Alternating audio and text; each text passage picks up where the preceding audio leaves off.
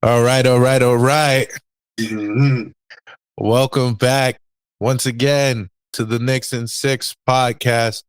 I am your gracious host, Van Deezy, aka Ham Van Dam. I am here with my guy once again, Sean. How y'all doing? How y'all doing? My man got a better mic and everything. I'm Man, loving it. I needed y'all to hear me this time because y'all haven't been listening to me, so I need y'all to hear me clearly. Yes, Let's go. indeed. Yes, indeed. I want to thank you guys for consistently tuning in. I just released the first two episodes. It was a journey. I had to stick up, so I had to be a stick up kid.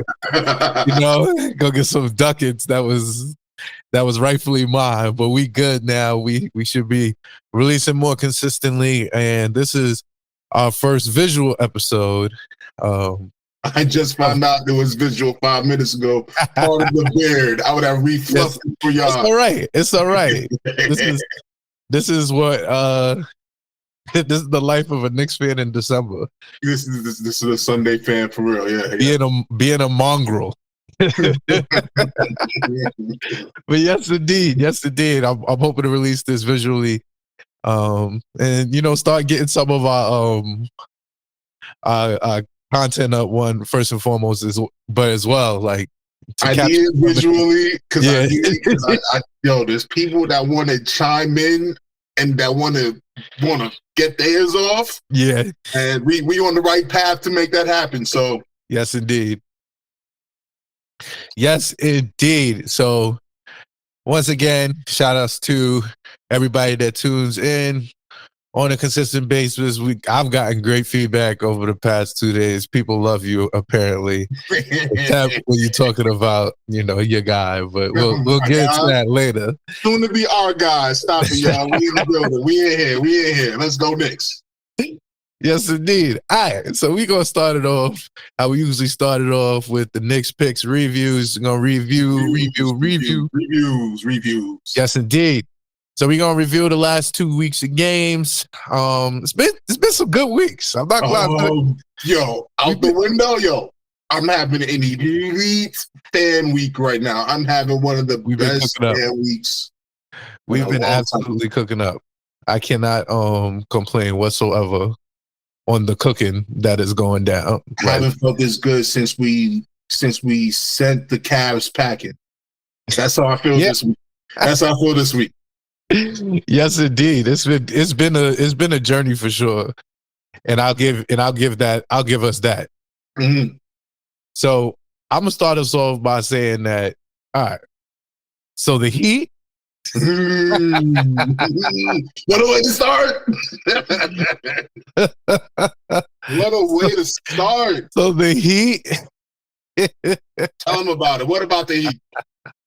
What about I'm not gonna lie to you. That game blew my eyes. It blew yours? Yes, it was giving me all range of emotion. It was insane to experience. I will not lie to you. It was absolutely insane to experience. Like, it was the best. I judge movies based off of how they make me feel, if they make me feel. If I feel something, then you get credit. This game deserves an Oscar. That's what you putting on the table. Oh, such a good game. I'm not gonna lie, it was a good game. So I was mad as hell. Like, I want to be very, very clear. Early on in the game, I was just mad. We was playing ass. Like, we was just first of all, had emo Jimmy pull up. He came to the game. Bam Adebayo, one few games he was playing that week, he decided to show up to the Garden because everybody's coming to play at the Garden. We're gonna get into that. We're gonna get into that as well. Mm-hmm. Everybody's coming to play in the Garden. So if you haven't heard, the Knicks win 198 in a nail biter. Nail spreader. I only got one nail. Visual camera can see this. I only got one long nail left because of that one. The rest gone. Nail biter. It was insane. Best way. It was a classic. It was insane. So the first half was very, very, very intriguing because we was cooking up. I think we was only down 1 or 2. Yeah, it was a regular game. Half. But what really blew minds was this third quarter because we are so infamous for absolutely selling in the third quarter. It is what we did all last year. We all just my life. Honestly, my 30 plus years of honestly, we made poor decisions that, hey, we're going to sell. This is what we're going to do, and we're going to do this today. That is what we're going to do. We're going to absolutely do this today. Sell. In that third quarter, 37-20 in the third quarter. They outscored us. Yeah, they went up like 17, 19. They went like a 19-0 run or something. Yo, it was nasty. The dog father at it again. So all I could do is praise Jimmy Butler, son. He is him. There's dogs in the league. The dog father. But the dog father, the one and only Jimmy Butler. Nobody's Jimmy. I agree. Sure, he can't hit the three. That doesn't mean he don't scare you when he shoots the three. Like, it doesn't. And all right. So I've told many of people that Jimmy Butler is my guy thoroughly. I hate the fact that he plays for the Heat because I do not fuck with the Heat at all. Not even a little bit. Yeah. And Jimmy Butler, I call him James Butler, James G. Buckets, because that is a grown ass man. You don't call no grown man Jimmy. You don't call no grown man Jimmy. That man's name is James. It's true. James G. Buckets. Mr. Butler. So he came to play. He hurt his ankle, and then of course Heat Nation decided that the Knicks fans are now the ankle hurters, a la Josh Hart. Last they got something coming from the Heat. Exactly. When it took us out during the play. The audacity. This is just a regular season game. They wouldn't have broke Randall's ankle last season. Yep, sure did. Sure did. But that doesn't matter. That was nothing though. That don't count because it's just Randall. It's just the Knicks. It don't matter when that happens. This was an in-season game. Yes. One that we needed. It was. Woo! And it was nasty. Woo! National televised. So let's be clear. They got a rookie, Jaime Jaquez Jr. He's good. Yeah. He's good. Yeah. But I don't believe in nobody else on this team. I don't believe in no Kyle Lowry. I believe in Bam. Bam is good. James is good. And I like the rookie. Kevin Love is washed. Like, I'm not worried about Kevin Love. Yeah. I only believe in Butler and Bam. That's it. Nobody else. Caleb Martin, that was nice as you did last year. I'm not a believer. No. They sound like the Lakers. They sound like the Lakers roster. The Lakers roster is just a bunch of names that you can't truly care about. Honestly, not anymore. Not anymore. Early. And that's the Heat. That's the Heat for you. D'Angelo. Rui. Yeah, whatever. So what stood out to me specifically is obviously the third and the fourth quarters where it was so nasty Knicks and great Knicks. Yeah. But mainly is that Jalen Brunson is fucking him. And I'm here to let y'all know. Oh, did we not say he's him? Huh? Oh, no. I say it. I'm going to say it at least 30 times a week. Yeah, in case y'all are missing it, yes. Jalen Brunson. 24 3-3. Him and Emmanuel quickly, fourth quarter guards. That's what it is. They was going back and forth, and I was loving it. I was like, yes, please give me all the buckets. All of the buckets. I want all of them. This is where IQ earns his money. This is where it comes from. This is why we're arguing between 18 and 25 and trade who or what or if he's untouchable or not. Because of moments like this. Yes. And I said this, I think the very first mistake of Leon Rose's tenure was not giving Emmanuel Quickly $25 million a year. Just give him the money. I'm sorry. Just give him the money. Just give him the money. Because he's going to, first of all, even at $25 million a year, he's going to be a tradable asset that he doesn't depreciate at all. Because everyone knows is that, like they said that the money was between 18 and 25. That's too big of a gap. Right. If you couldn't meet at 22, 23, give him 20. I'm a huge fan of Leon Rose. I wasn't initially, but then when I saw how he acquired Quickly, taking this pick, trading into that pick to a Euro pick, getting 2 picks, bring it back down, and then get. Come on, that was the best trade movements I've seen the Knicks trade negotiations in the draft I've ever seen the Knicks do. Yes. Second to that was Phil Jackson coming in and buying a 2nd round pick. We was like, oh, like we could do that? Yeah, apparently we can. Like, so that's where Leon Rose is with me. And Leon knows that Quigley's a restricted free agent. Yep. Anybody to beat us, someone has to pay him $26 million or more. And they will. I want to see the list of teams willing to pay this small guy. Now, I love IQ. IQ needs to retire or Nick. Let's get this clear, all right? I don't want to sound like I'm setting him out the door. But I want to see the list of teams willing to put the money on there. Because if I could get the same IQ for $21 million, I prefer that. I'm telling you right now that the fold was made much earlier. $25 million a year is now the standard. He wants it. Hero gets it, and he competes with Hero. He's going to get it. Exactly. You're going to look at somebody like Tyler Hero, and you're going to be like, Tyler Hero's making $25 million a year, and I'm better than him. And I agree. And I agree. Yeah, the masses don't agree. We're the outliers in that one. And that's unfortunate for the masses, honestly and truly, because that just off simple, I'm not even talking out of bias. Just off simple maths, $25 million a year is the standard. They gave Jalen Brunson $25 million a year. Let's keep talking and like he went to the Western Conference Final, and they gave him $25 million a year 2 years ago. Jalen Brunson is no longer worth $25 million a year.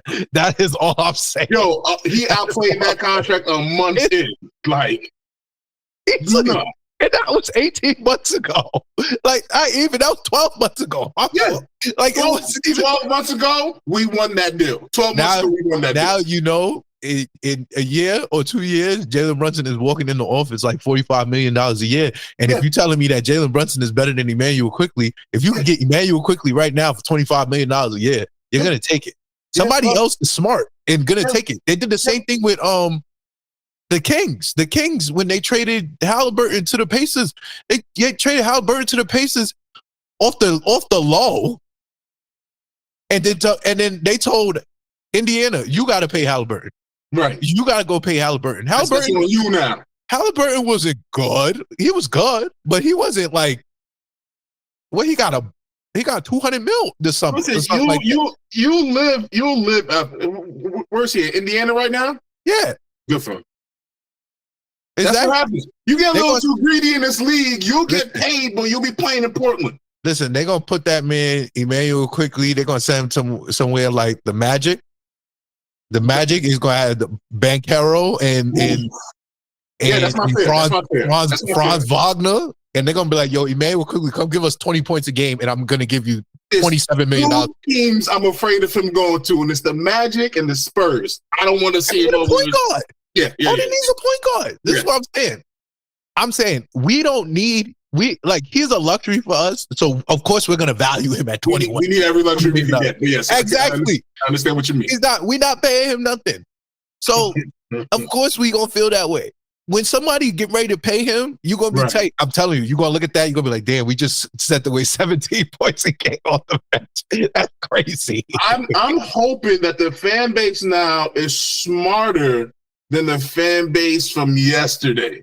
That we won't fall for a poison pill situation to where they outbid us in 3-4 years, who'll be worth $50 million per year. And that's going to be crazy.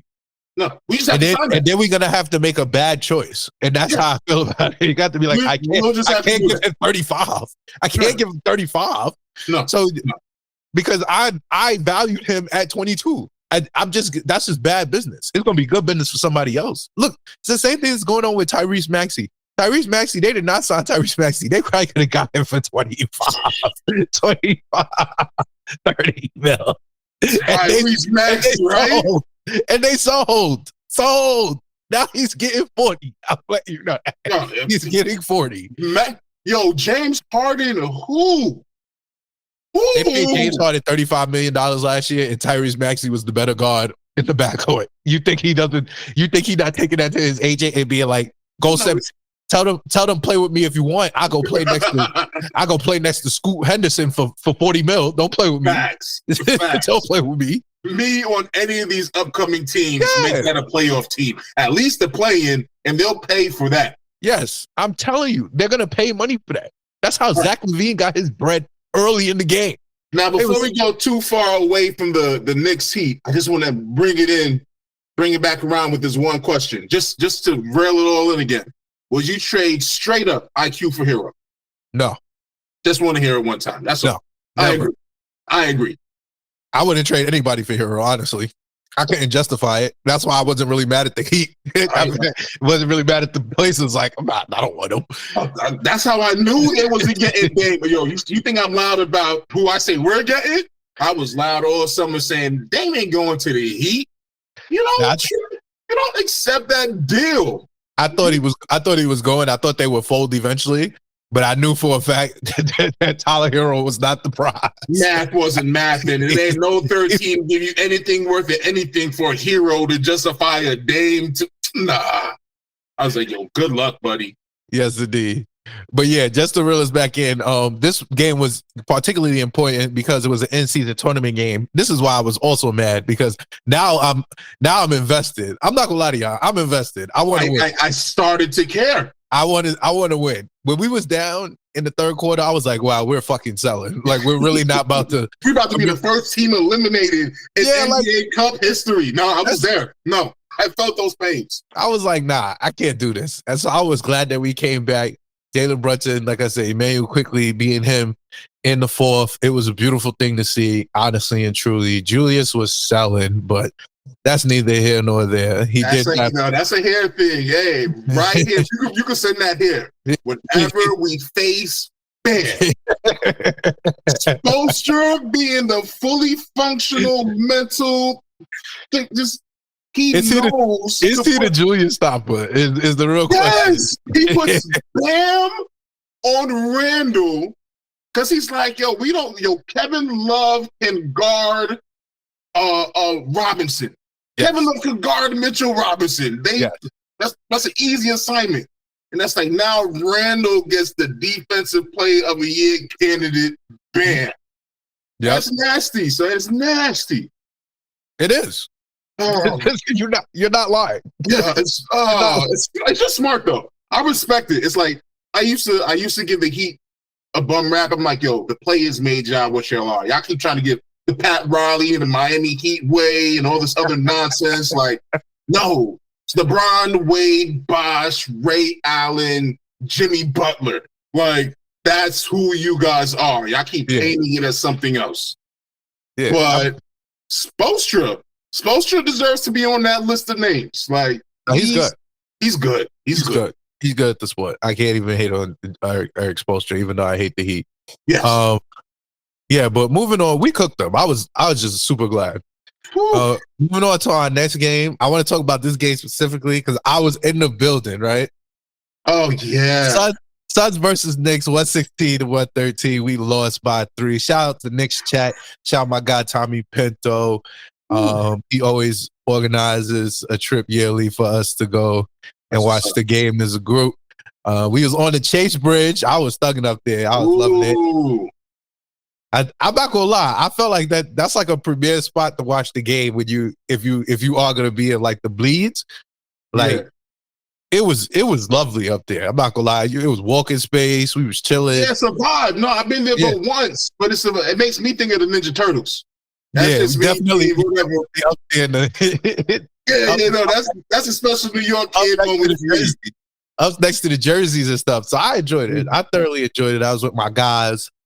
Talking about shit, obviously, but it was all Knicks fans around, so it was good energy. Man, I was mad as hell at this game because I was mad for you. I thought you went to the Heat game. I was mad for you. Let's be clear. Devin Booker is good at the sport. But Devin Booker is good at the sport. He blew odds with that game with his shot. Yes, he did. Because, first of all, watching Jalen Brunson be him in person was an absolute marvel. I want you to know. It gotta be a treat. It gotta be a sight. He was cooking. Oh my God. Every time I looked up, he was giving someone chips.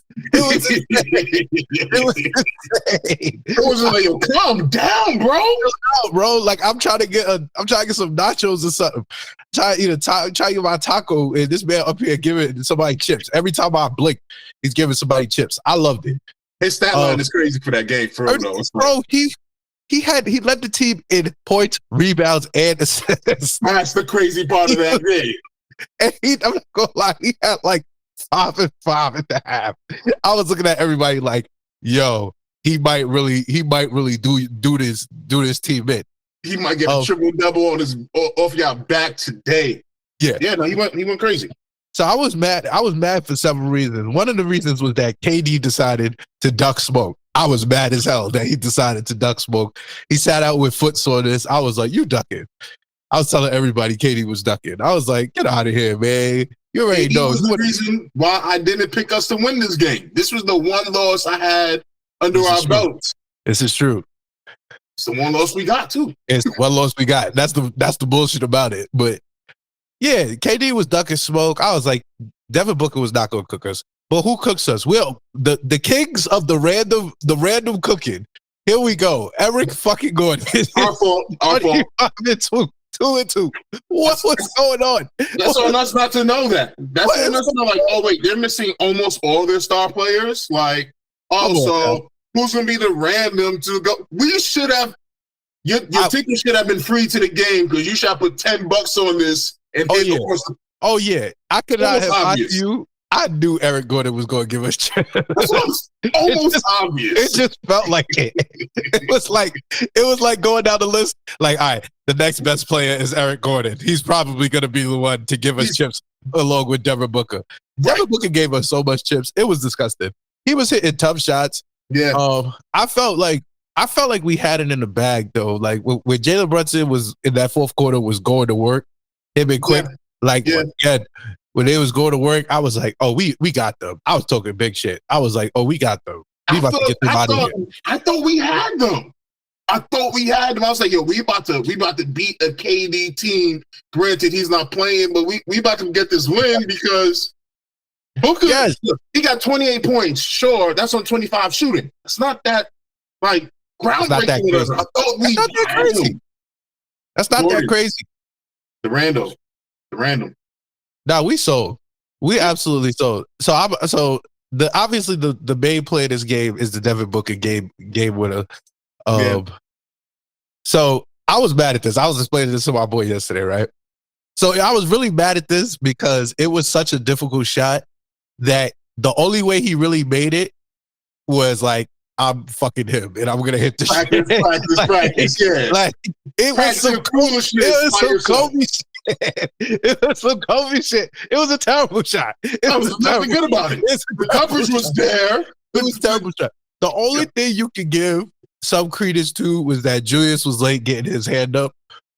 And they was killing him on that on Twitter, but I couldn't even really get mad at that. It was a bad shot.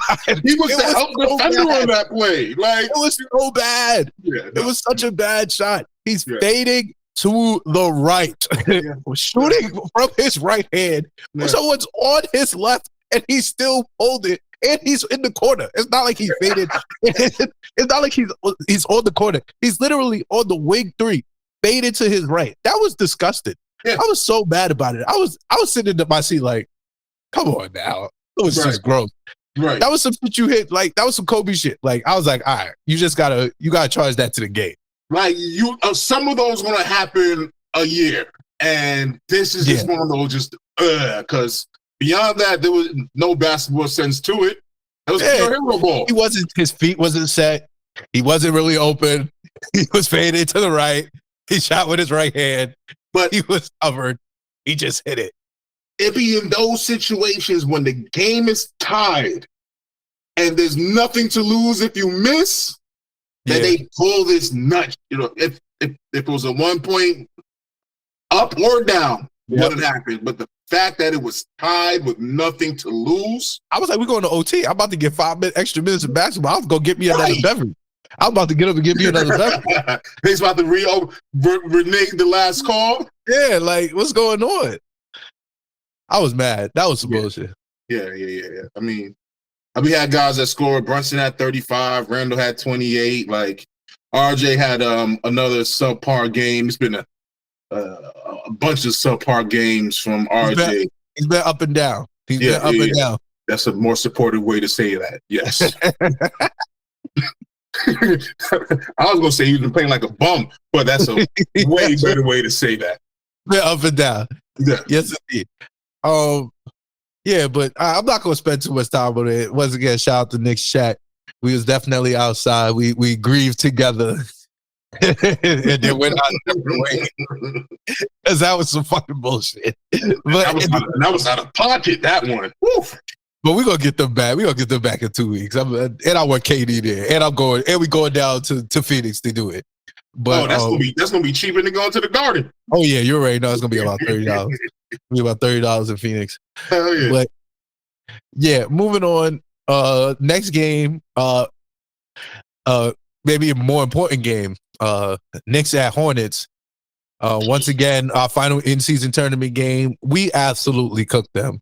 115-91. No LaMelo Ball. LaMelo has hurt his ankle again. Yeah, no, that ain't what it is. That ain't what it is. I spoke about it last time.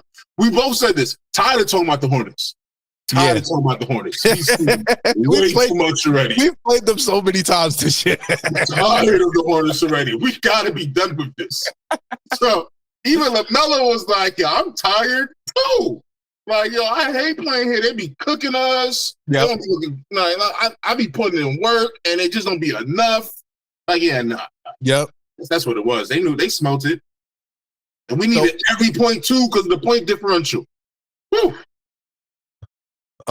So once again, we cooked them. I just thought that was hilarious.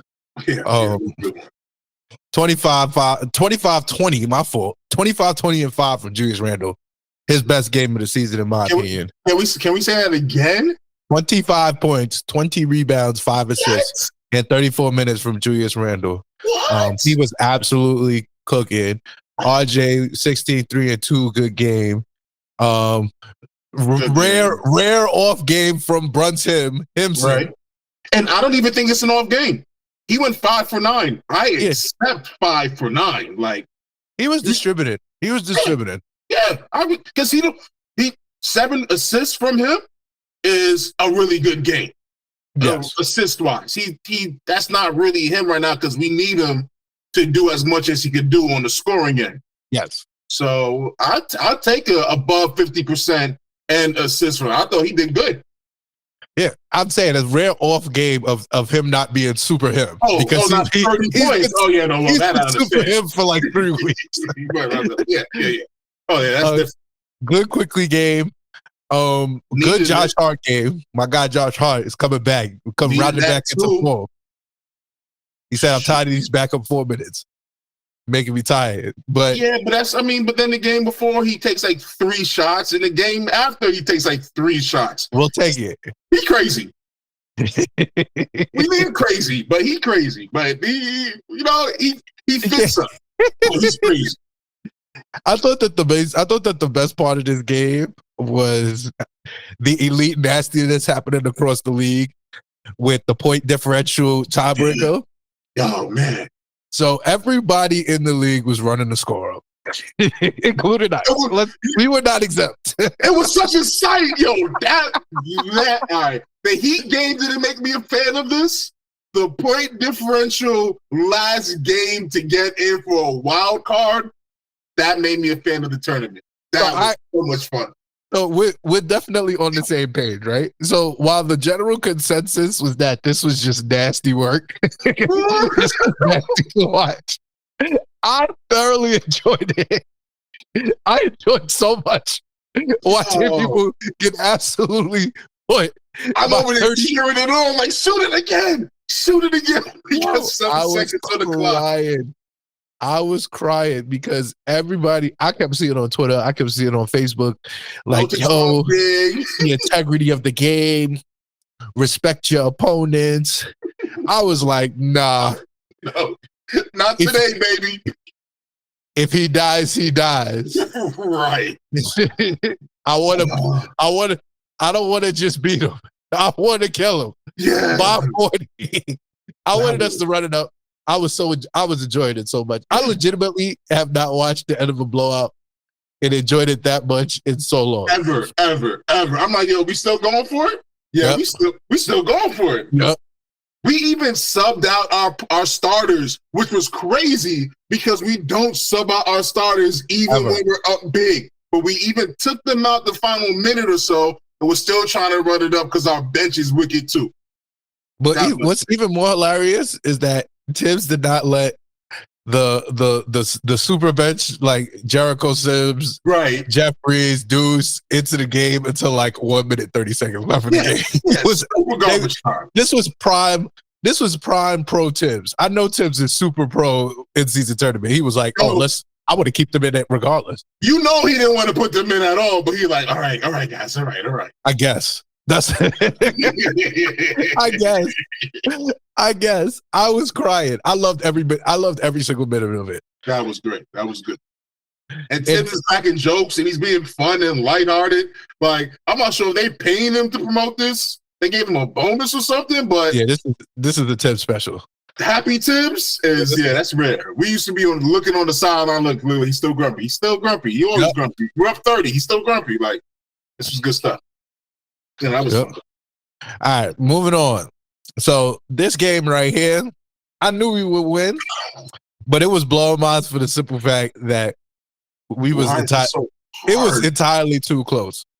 Knicks win 118-112 against the Detroit Pistons. The Detroit Pistons, ladies and gentlemen, are 2-17 or 2-18. No, they're 2-17. They have lost 15 straight games. I mean, talk about no nut November. They couldn't get that off not once. They did not win a game in the month of November. They did not. Monty Williams is a thief in the night. Robbing them blind. They have him on the sidelines, filling out his resume. So I want to talk about this game a little bit because I want to give some credence to Detroit. So there's a lot of stuff happening in Detroit that I've been reading up on just to try to figure out, because you just don't lose 15 games on purpose. Like, you get what I'm saying? Like, some of those games had to be on accident, or there has to be. We've been there. Our Kevin Knox here was trying to get as many losses as possible. Yeah, it's either super on purpose. or there's immense collusion going on, and I have a theory. I think this is Pistons. This is active collusion to take for whoever's coming up next, because they got Cade Cunningham. They got talent on their team. They got Cade Cunningham is good. The twin, he's good. He's averaging like 2 blocks and 2 steals a game. I'm not going to ask you the question. I'm going to Google it while you do this part, because I'm curious where you're going with this. Like Jalen Duren, he's okay. They said that he was better than Mitch, and we shouldn't have traded him. We shouldn't have traded him for the pick. But they got some talent. It's some talent there. It's not bad enough talent to. They got James Wiseman. Right. I think Kevin Knox is on their team again. He's a bum, but it's okay. Right, he's there. But it's like, all right. I'm happy he's eating. Once the Nick, always the Nick. I'm happy he got a check. I ain't gonna hold you. You got to get the check. I'm not mad. Don't get it twisted. He should have never been picked, but that doesn't mean I want the man to go hungry. Like, damn. That at all. But yeah, so they got talent. So for the fact that they losing games, I'm like, all right, what's going on? So I found out that they not starting Jaden Ivey, who we wanted last year. I was going to speak on it. They not starting him. They starting the Killian Hayes kid that they lottery pick from like 3 years ago. He went to work. 10 for 13. Yeah, 23 points. He did The Marcus Sasser guy, the rookie, he's good. I'm like, they got talent, right? Right. I don't expect them to beat us because we better than them, but right. Like they losing to the Spurs and like they losing to the Grizzlies. Yeah, no bombs. Like they are losing to bombs, and they're bombs too. But they are losing to Duran. We traded away Duran for but like I'm to make moves. Like I'm looking at Duran's stat lines in some game. He getting 15 and 15. Like like that's what I'm telling you. Asar Thompson, like they was telling me he having like historic defensive rookie season. Like he 2 blocks a game as a shooting guard, like on some D-Wade shit. I'm like, how are you losing? That's why I want to know who you think they're losing for. That's why I want you because I don't know. I gotta check the draft board. You're not going to jump out the window on it? I was like, Ian Anthony is available. All right, I'll jump out the window on it. I'll do it again because this is what I do. I jump out the window. Who you think they what? Bronny. Hey.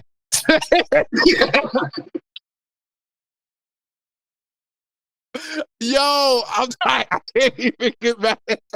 Yo. Bronny. Yo. Number 1 overall pick. Nah, you might be cooking something up. Yo, if you go to Kalou, you're not just getting Bronny. Nah, you get Bronny, you get LeBron, and you get the LeBron James discounted players that want to win the chip with him.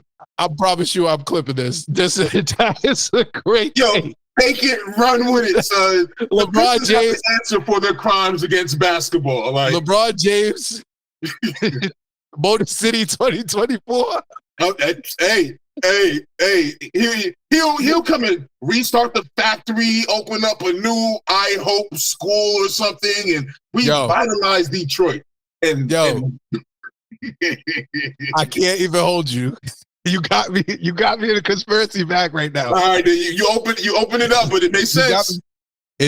No, you're not even bullshitting. It absolutely makes sense.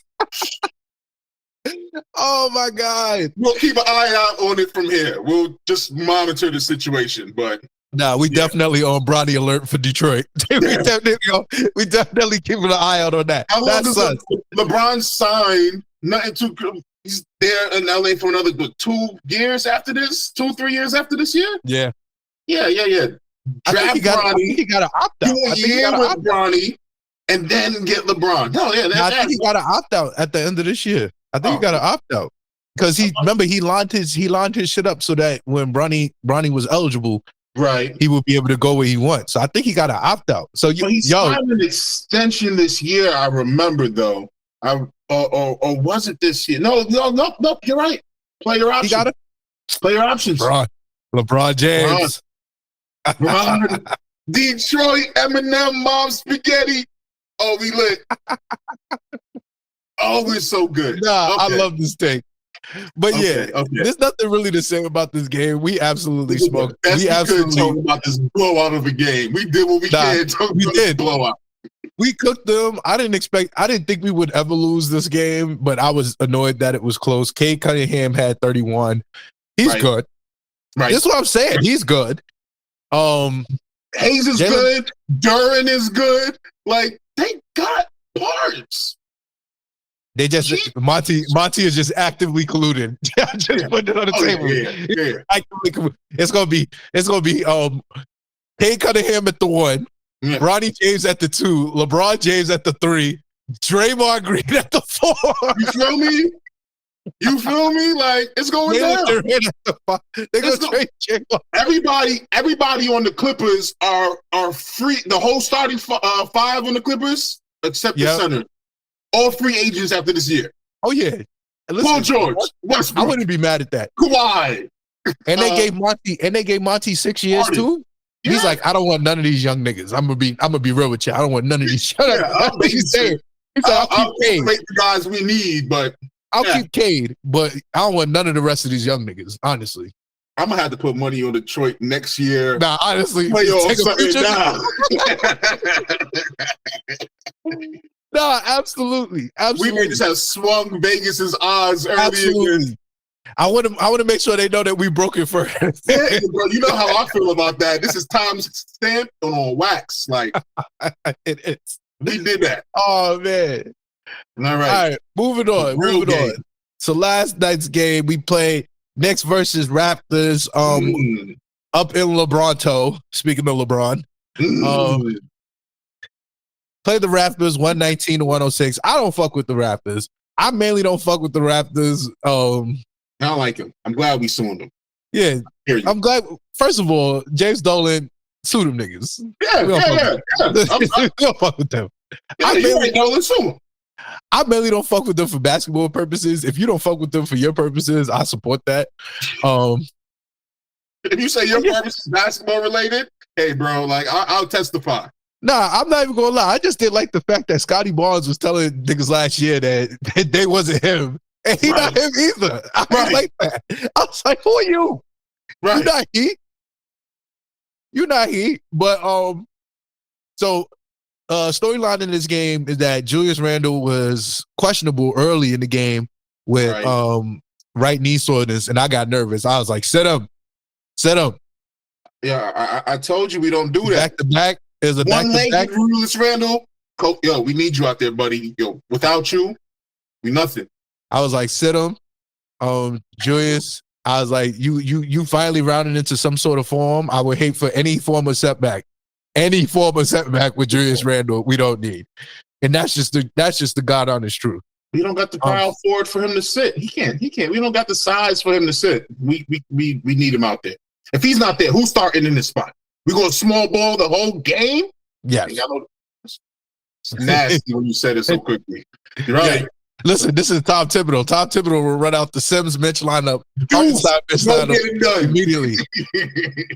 I don't put nothing past that man. So speaking of Scotty Barnes, he's apparently the new good player on the Raptors because he scored 29, 9, and 4. That only lasted 3-4 months. They swap and then they just mid again. Like Pascal don't really want to be there. He can't tell me he do. He had 21, 8, and 3, but Pascal needs to go. There's a lot of players like that in the league. We'll save that for later. There's a lot of players just playing where they don't want to play, and you can tell. But I'm not gonna lie to you. I have been pro Pascal Siakam for a long time. You mean since he cooked us last year? No, I'm talking about in general. I've been pro Pascal. I like the way Pascal plays. Yeah. Okay.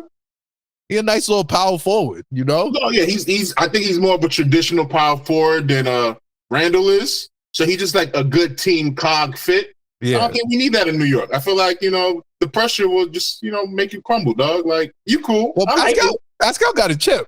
That's the why. He got and he hit the chip ceiling shot. And I give him that. I like Pascal. But I think he'll do great in Boston.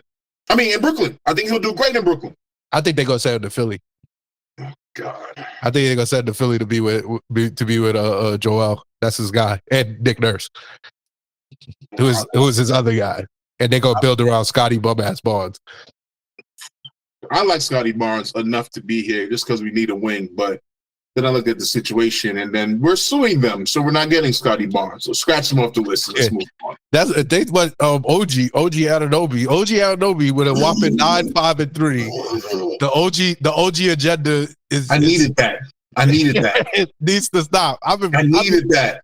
I've been shutting down the OG agenda and the Zach LaVine agenda religiously for the past 12 months. Yes. For the past 12 months. It's been disgusting. OG Anunoby, remember they was talking about giving up 3 picks for him? I was like, oh no. Yeah, and RJ. And Rowan. And Rowan Barrett Jr. Yeah. Are you serious?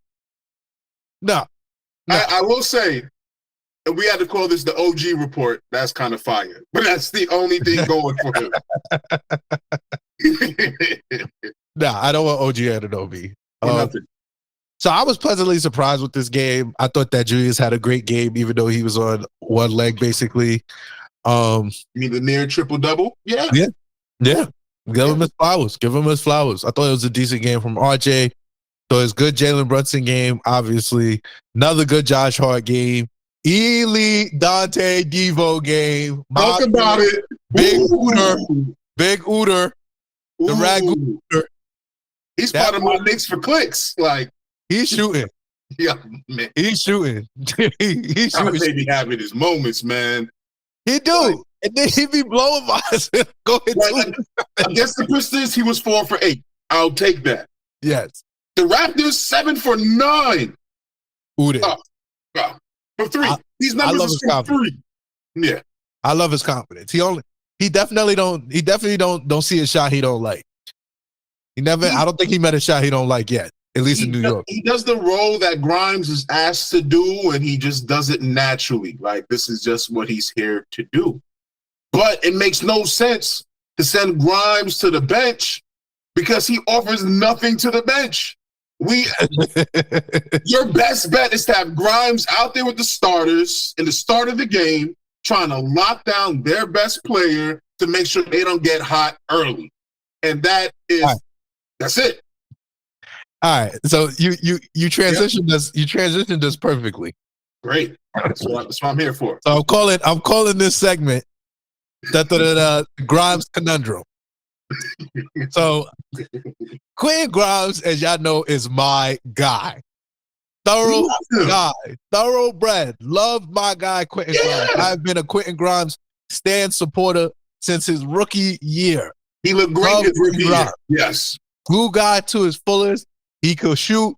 He clamps your best player. The San Quentin Penitentiary is alive and well.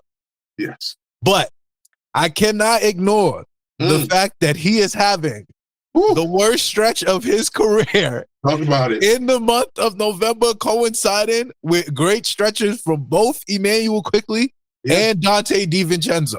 Yeah. And Josh Hart. And Joshua. Yes. And Josh Hart.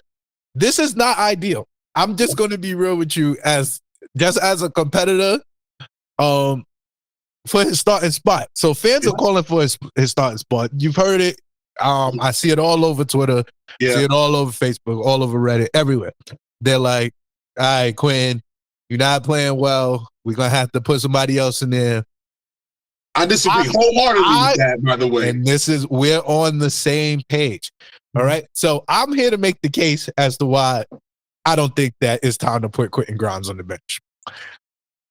So, number one, I have come to terms with the fact that Leon Rose and Tom Thibodeau love low efficiency, high volume scorers. This is their bag. They love low efficiency, high volume scorers. And as I've told you guys from the beginning, when you have low efficiency, high volume scorers, you have to put defensive players and shooters out there next to them. Okay. We have three of them. Yeah, okay. In our starting lineup. The two that we don't have are Mitchell Robinson and Quentin Grimes. Quentin Grimes is able to do his role the way he is capable of doing it because you are not asking much from him offensively, but just to hit the open three. Same thing with Mitch. You're not asking Mitch to do much offensively except rebound and put back the basket. He's actually the very best offensive rebounder in the sport. This is what he is. So with that being said, in order to fully complement Jalen Brunson, which I feel like is priority number one. Yeah.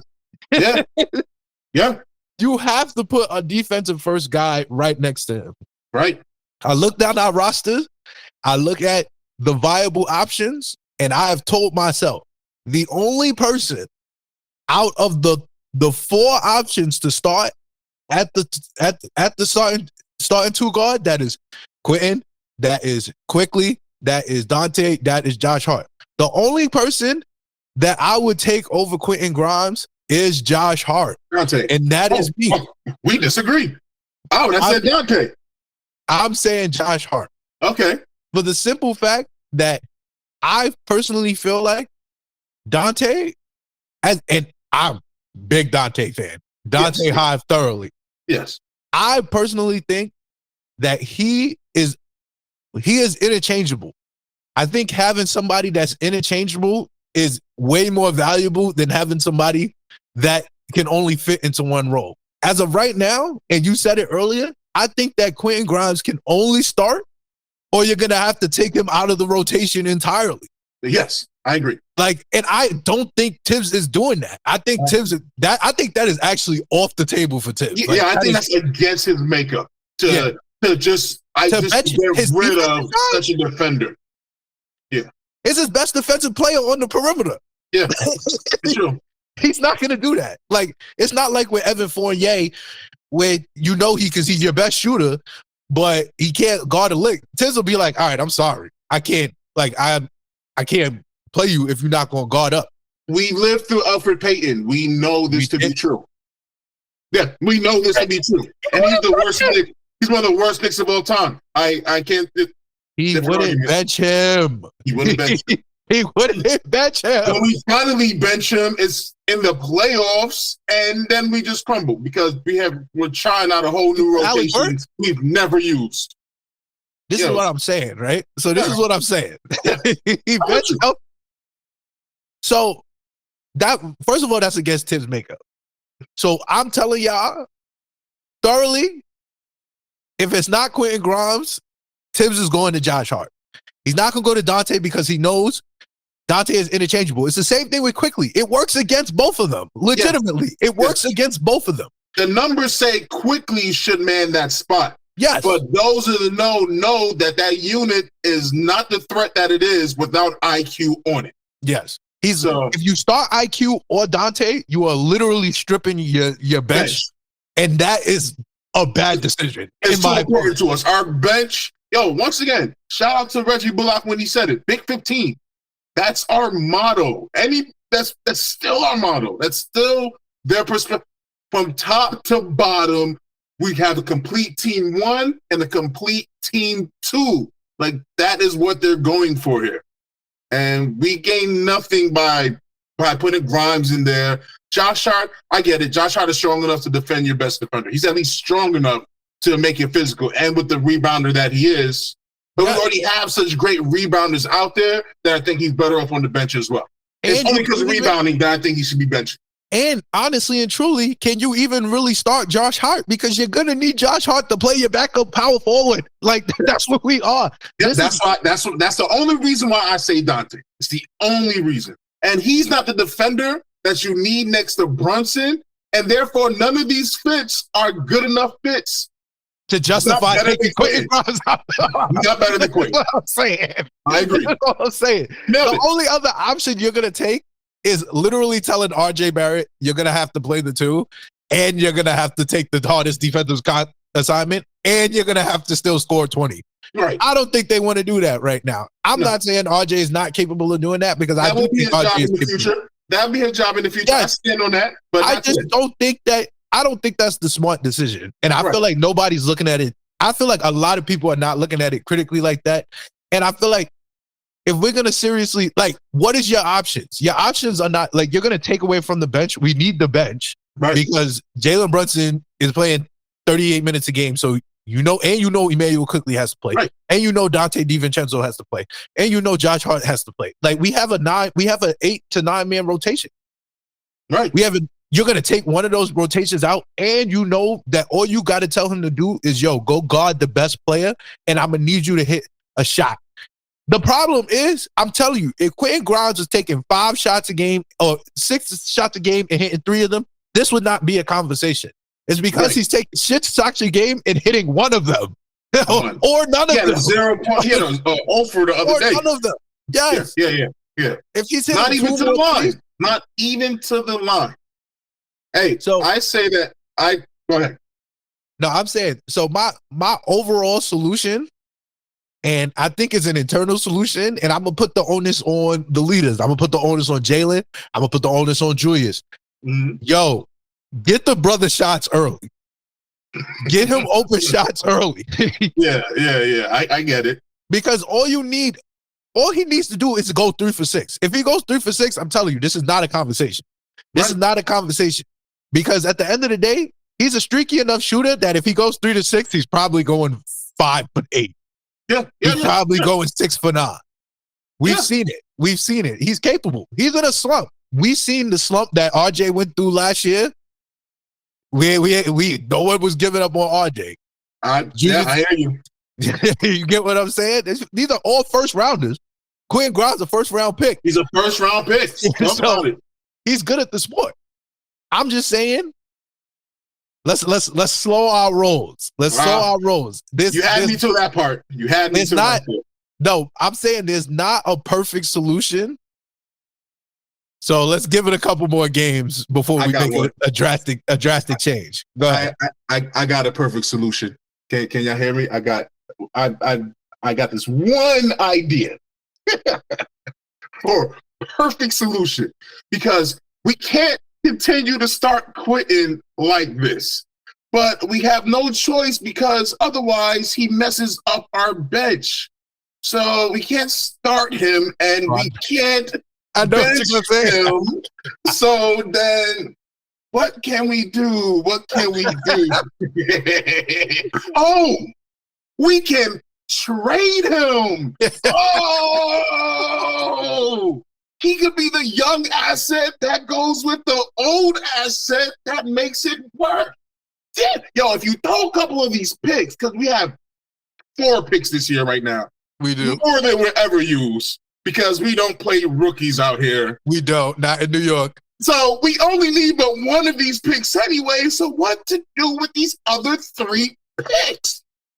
If we trade them with a Quentin Grimes, and just for cap purposes, Evan Fournier, I did the numbers, and I looked it up on different sites, and we can get a whole entire elite clutch player, a hungry, know-it-all franchise vet, and a DeMar DeRozan. Ladies and gentlemen, DeMar DeRozan is back in the building. Ladies and gentlemen, it's that time to talk about DeMar DeRozan to the Knicks. It is a great transition. I'm going to give you that. All right, so in the news cycle, talk about it, please. In the news cycle says that DeMar DeRozan has 2 preferred trade destinations. It is the Miami Heat, and everybody wants to go to the Miami Heat. That's not new. They don't get nobody, but yeah. Miami Heat and the New York Knicks. What a surprise! So I'm gonna let you take lead on this topic. Let the people know. So as y'all know, I'm very clear. I do not want DeMar DeRozan on. You are very clear. I am super clear on that. I do not want DeMar DeRozan on our basketball team. I've told y'all on many occasions. I just mentioned it. We are a team of low efficiency, high volume scorers. Adding one more in place of. Granted, you've been saying this all this time, because I've been telling you this all this time, because I've been telling you it's DeMar DeRozan. That's why you've been saying it. As many times as y'all heard it, it has always been a response to me. So listen to me, New York. I won't confirm nor deny that, but I will say that low efficiency, high volume scorers are not scorers that I want in surplus. All right, let me tell you about the scoring of DeRozan, since you want to drag him before you hand it over. Please try to convince me why I should want DeMar DeRozan on my team, please. Oh, well, sure. One, he's DeMar DeRozan. You know what I mean? He's like a 6-time All-Star, clutch star. What was he, like top 2 and 3 in NBA Clutch Player Awards last year? You know, the NBA Player Awards that they have, and they vote who's this and who's that. He came like 2nd or 3rd last year. Fox won it because he's the young, sexier pick. You're going to pick Fox. But DeMar was always in the running. Last 5 years, he's one of the he's a top 5 clutch player in the league. That's 5 years. That's the whole Chicago time and the Spurs. He's just consistently been that guy. DeMar DeRozan owns, I sent you a graphic of this earlier. I meant to send it to you while we was having this convo. I sent you the graphic earlier. It shows the players scoring the most in different zones in the league. You feel me? Like Dane scores, he owns like 3 zones. Luka owns 2 zones. Giannis owns 1. KP owns the top of the key, quickly owns the corner. DeRozan owns 4 spots on the floor. Yes, I got it up for you.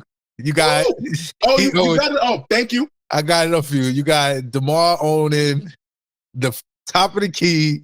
He's the mid king. Mid king indeed. Yeah, he's the mid king. And the whole right side of the floor. Whole right side. Mid-range hit. Yeah. In the corner right. It's one thing to lead in A zone. You feel me? To score the most in A zone in 1 year. But to score the most in 4 different zones in 1 year, that's a lot of scoring. It's a lot of getting it done out there, people. There's a lot of people do it like you're the man there. No one can take that away from you. The clutch stats is there. The scoring is there. And he costs less than $29 million. We can get him without losing a Randall, an RJ, a Brunson, an IQ, a Mitch Rob. We don't have to, Josh Hart. We don't have to give up anything we don't want to give up. That is a beautiful trade situation. You got to look at teams like the Clippers and the Suns and the Celtics. I'll throw the Celtics in there because even though they traded Smart away, they got Drew Holiday, and that's a wash, if not an upgrade. That's an upgrade. I'm taking Drew Holiday over Marcus Smart. All right? So would you take Drew Holiday over Marcus Smart? Just curious. Yes. Then we're in agreement still. So let's keep doing this. The way you make these trades in the NBA today is you try to keep your best guys and then you add to that. It's not you trade one of your best guys for another one of the best. That's just a sideways move. I'm not trading 20 points and a 15-point player for a 25-point player. The math isn't mathing there. It doesn't make sense. Anybody like, we'll just go out there and find somebody to do it. You won't. You know why you won't? Because the Heat out there trotting out a bunch of nobodies year after year because they just don't have people out there for that. It's another reason why I don't believe there will be a team in Vegas. I don't believe it's a Seattle team also. I don't think you're going to pull enough players and do the NBA pull from here and here to fill those rosters up. I just don't see it happening. I don't even see the need for it. Just no. I'll go back to it. DeRozan is a vet. He's clutch. Because he's older, his next contract will not be a big $40, $50 million contract. It's because he's older. Older guys get more years, not more dollars. So you give him 3-4 years at like 30 mil a pop, still more than what he's getting now. He has security, and we have one of the most clutch closers in the league. That our starting lineup is now Brunson, RJ, DeRozan, Randall, and Mitch with IQ as the sixth man. Josh Hart chilling there too. Like, that's a full squad. Tom Thibodeau sucks offensively. But you give him offensive pieces to run the offense, he'll teach those offensive players how to be defenders. And that's what he's elite at. And when you combine it all, you get like a Megatron type, Gundam situation. Like you get like the Megazord. You all powers combined, you get Captain Planet. You get what I'm saying? Collectively, that's like a starting lineup reserve. That's like an all-star bench. Brunson, RJ, DeRozan, Randall, Mitch is an all-star bench. In the East? That's an all-star bench. And if Jared Allen can make it, I'm going to put Mitch Robinson in there just because. That's true. You feel me? Absolutely true. That's all-stars right there. That's a whole all-star squad for cheap. No one gets paid more than $30 million. This is what Leon Rose been working his way up to. And I'm all for it. I got it on my 2K right now. We won the championship 2 years in a row on 2K. Like, it's a beautiful thing, baby. Y'all going to love this. Y'all worry about the three-point shot? That would have been an argument last year, but then we went and got Dante DiVincenzo. So I don't want to hear that argument no more. Because replacing Grimes who ain't hitting nothing for DeRozan, who's going to get you 20 comfortably and in the clutch where we lose a bunch of key games. That's a 55-win team right there. Let's go next. That's how you win a chip. That's how you win a chip? That's how you win a chip. All right, so I have a couple questions for you. Yes. I'm not going to combat you because everybody already knows how I feel about Mono. It doesn't change. I hear what you're saying. Mm-hmm. I have some qualms about giving him more money. Uh-huh. Like, if we're going to do it, I would do it to emphasize the next year and a half that Jalen Brunson is under $40 million.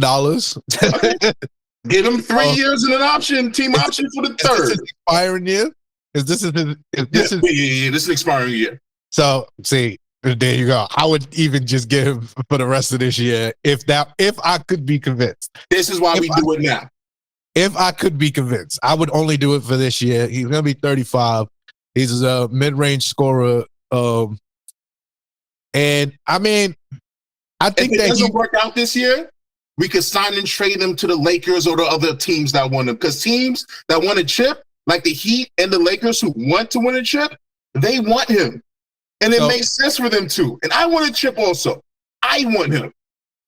So I would also say that I would be a little bit more open to it this year than last year for the simple fact that Jalen Brunson is now Steph Curry from the three-point land, apparently.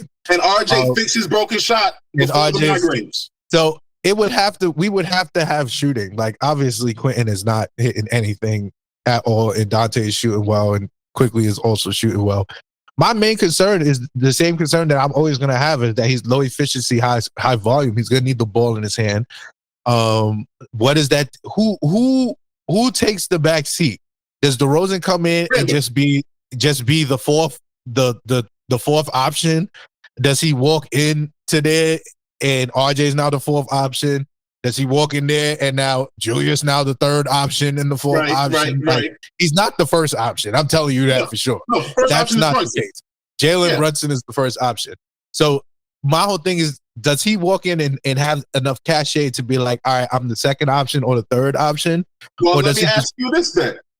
If it was beginning of last year, before Brunson played the first game here, and we added him with this trade, Quentin and Evan for DeRozan, right? Yes. Would he not arguably be the best player on the team?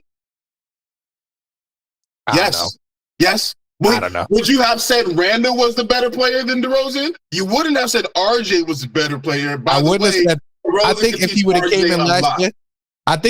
came in last year, before I saw Jalen Brunson play basketball, I think he would have walked in probably as the second option, and Julius would have been the first option. Because I thought Julius was the first option until I saw Jalen Brunson play basketball. All it took was 1 minute. Honestly, I was like, first option, first option. I've been holding this belief that Leon Rose, because everyone says Julius Randle is not good enough to be your first or second option. He can't be the first or second option for you to win the chip. As your third or fourth option, he could be. So move him to a team where he could be the third or fourth. My argument is you don't need to move him to another team to make him the third or fourth. Just get two better guys on the team. Brunson is one, DeRozan is two. It's DeRozan two, though. That's the argument. It's close, but I'll take it. The argument is two guys who could be all-stars and could be all NBA players. If that's the battle, I'll take it. Because I also don't believe DeRozan could be your first or second option on a championship team either. I think that he would have to be. I think his ceiling is third option. That's the same thing I feel about Julius. I think Julius ceiling is third option. I think RJ ceiling is probably third option. Okay, so then how about this? We got one first option and we got 3 2.5 options. All right, because you have a bunch of guys who are similar to fringe all-star players. Like, that's not a bad problem. I mean, it's not a terrible problem. Like I said, we would have it. I would have to see it. And I don't really want to see it. So, I'm about to say, come play me in 2K. I'll show you. Like I would have to see it. I don't really want to see it. It's not something that I would fight over. Like at this point, because at the end of the day, I think that we are hoarding picks like a hoarder, and I would like to make a definitive move. Like, I like our team. I love how our team play. This is how I feel about it. Like, these are all my young adult sons. You feel me? Like, I totally agree. We the whole idea of build a core and just have a young core, build it, keep it, grow with it. Yeah. This is that still. This is still that. We just lose Quentin. And we put a vet who could teach RJ. It's still that. Yeah, I think that I value our depth, and I think that I probably didn't value it as much last year as I do this year. But I also understand. I also see the ceiling. Like, I see it. I see the ceiling. Like I see when we play Boston. I see when we play Milwaukee. Like I see the ceiling, and I don't like what I see. Right. Just in terms of like Julius Randle last year. I told you last year he solidified for me. He's a third option, possibly on the championship team, and we got him cosplaying as a number 2. Like I just don't see. Like I see Jalen Brunson as a number 1 option. Yeah, possibly he could also be a very high quality number 2 option. Like, but everybody else is like is iffy. So at this point in time, like I'm not against any trades. And think about the iffy. Think about the iffy. The iffy is an all-star, all-NBA player, and the other one is a young bull who breaking NBA youth Knicks records and 20-point average as the third option. They fit their role. Hey, a good game for the Knicks, 3 players getting 20 points. A great game, 4 players getting 20 points, or 3 players getting 20 and 2 getting 15. Like, I just think we out there. I just think that at some point in time, we watched Jalen Brunson get doubled 94 feet, and neither of them could give him 20 points. And he was giving them 40. He's giving double. That's why you need DeRozan. That's why. That's why you need DeRozan? That's why you need DeRozan. Because DeRozan is, I established the clutchness. If Brunson needed help. Last year, Brunson needed help, and nobody could give it to him. How about the guy who don't miss from the mid and is known to be clutch? That's a good one. Yeah, without giving up any of your guys. That's a good one. I think I would be even more open to DeRozan if we didn't have 3 low efficiency, high volume scorers in our starting lineup. I think if DeRozan came and took one of their spots, I would hate it. I would rather keep our guys than trade one of them for DeRozan. No matter which one you said. If you said RJ for DeRozan, I would say no. I'm not trading RJ for DeRozan at all. Exactly. I'm not doing that. And I'm not trading Randle for DeRozan, but I'm Randle's biggest fan, apparently. I'm not trading Randle for DeRozan either. I feel like neither of those really benefit us in any way. They're sideways moves. Add him for Quentin Grimes, that's an upgrade. That's a clear upgrade. So you think that Chicago does it for the picks and not the players? Because I think they're going to do it. I think they're going to do it and then give Quentin Grimes the ball, and then he's going to average 20 points a game. Oh, you talking about in Chicago? Yes. I think I had that argument with myself. I had that argument, but then the argument got real simple because it was like, okay, if it's not Grimes, then who? Somebody told me, because I'm on this one-man crusade out here. So somebody came and told me that you could do, you can make up the contracts with Sims and McBride and Evan, and that would be enough. Basically, that was it, right? And I said, no, because I really like Deuce, and I like Sims, and they're here for the future, and I wouldn't want to do that. You can't trade IQ, because you can't trade IQ. He matters too much. It has to be Grimes. It just has to be Grimes. I think Emmanuel quickly is going to have to be traded eventually, but that's a story for another day. I think you have to trade him because you didn't pay him.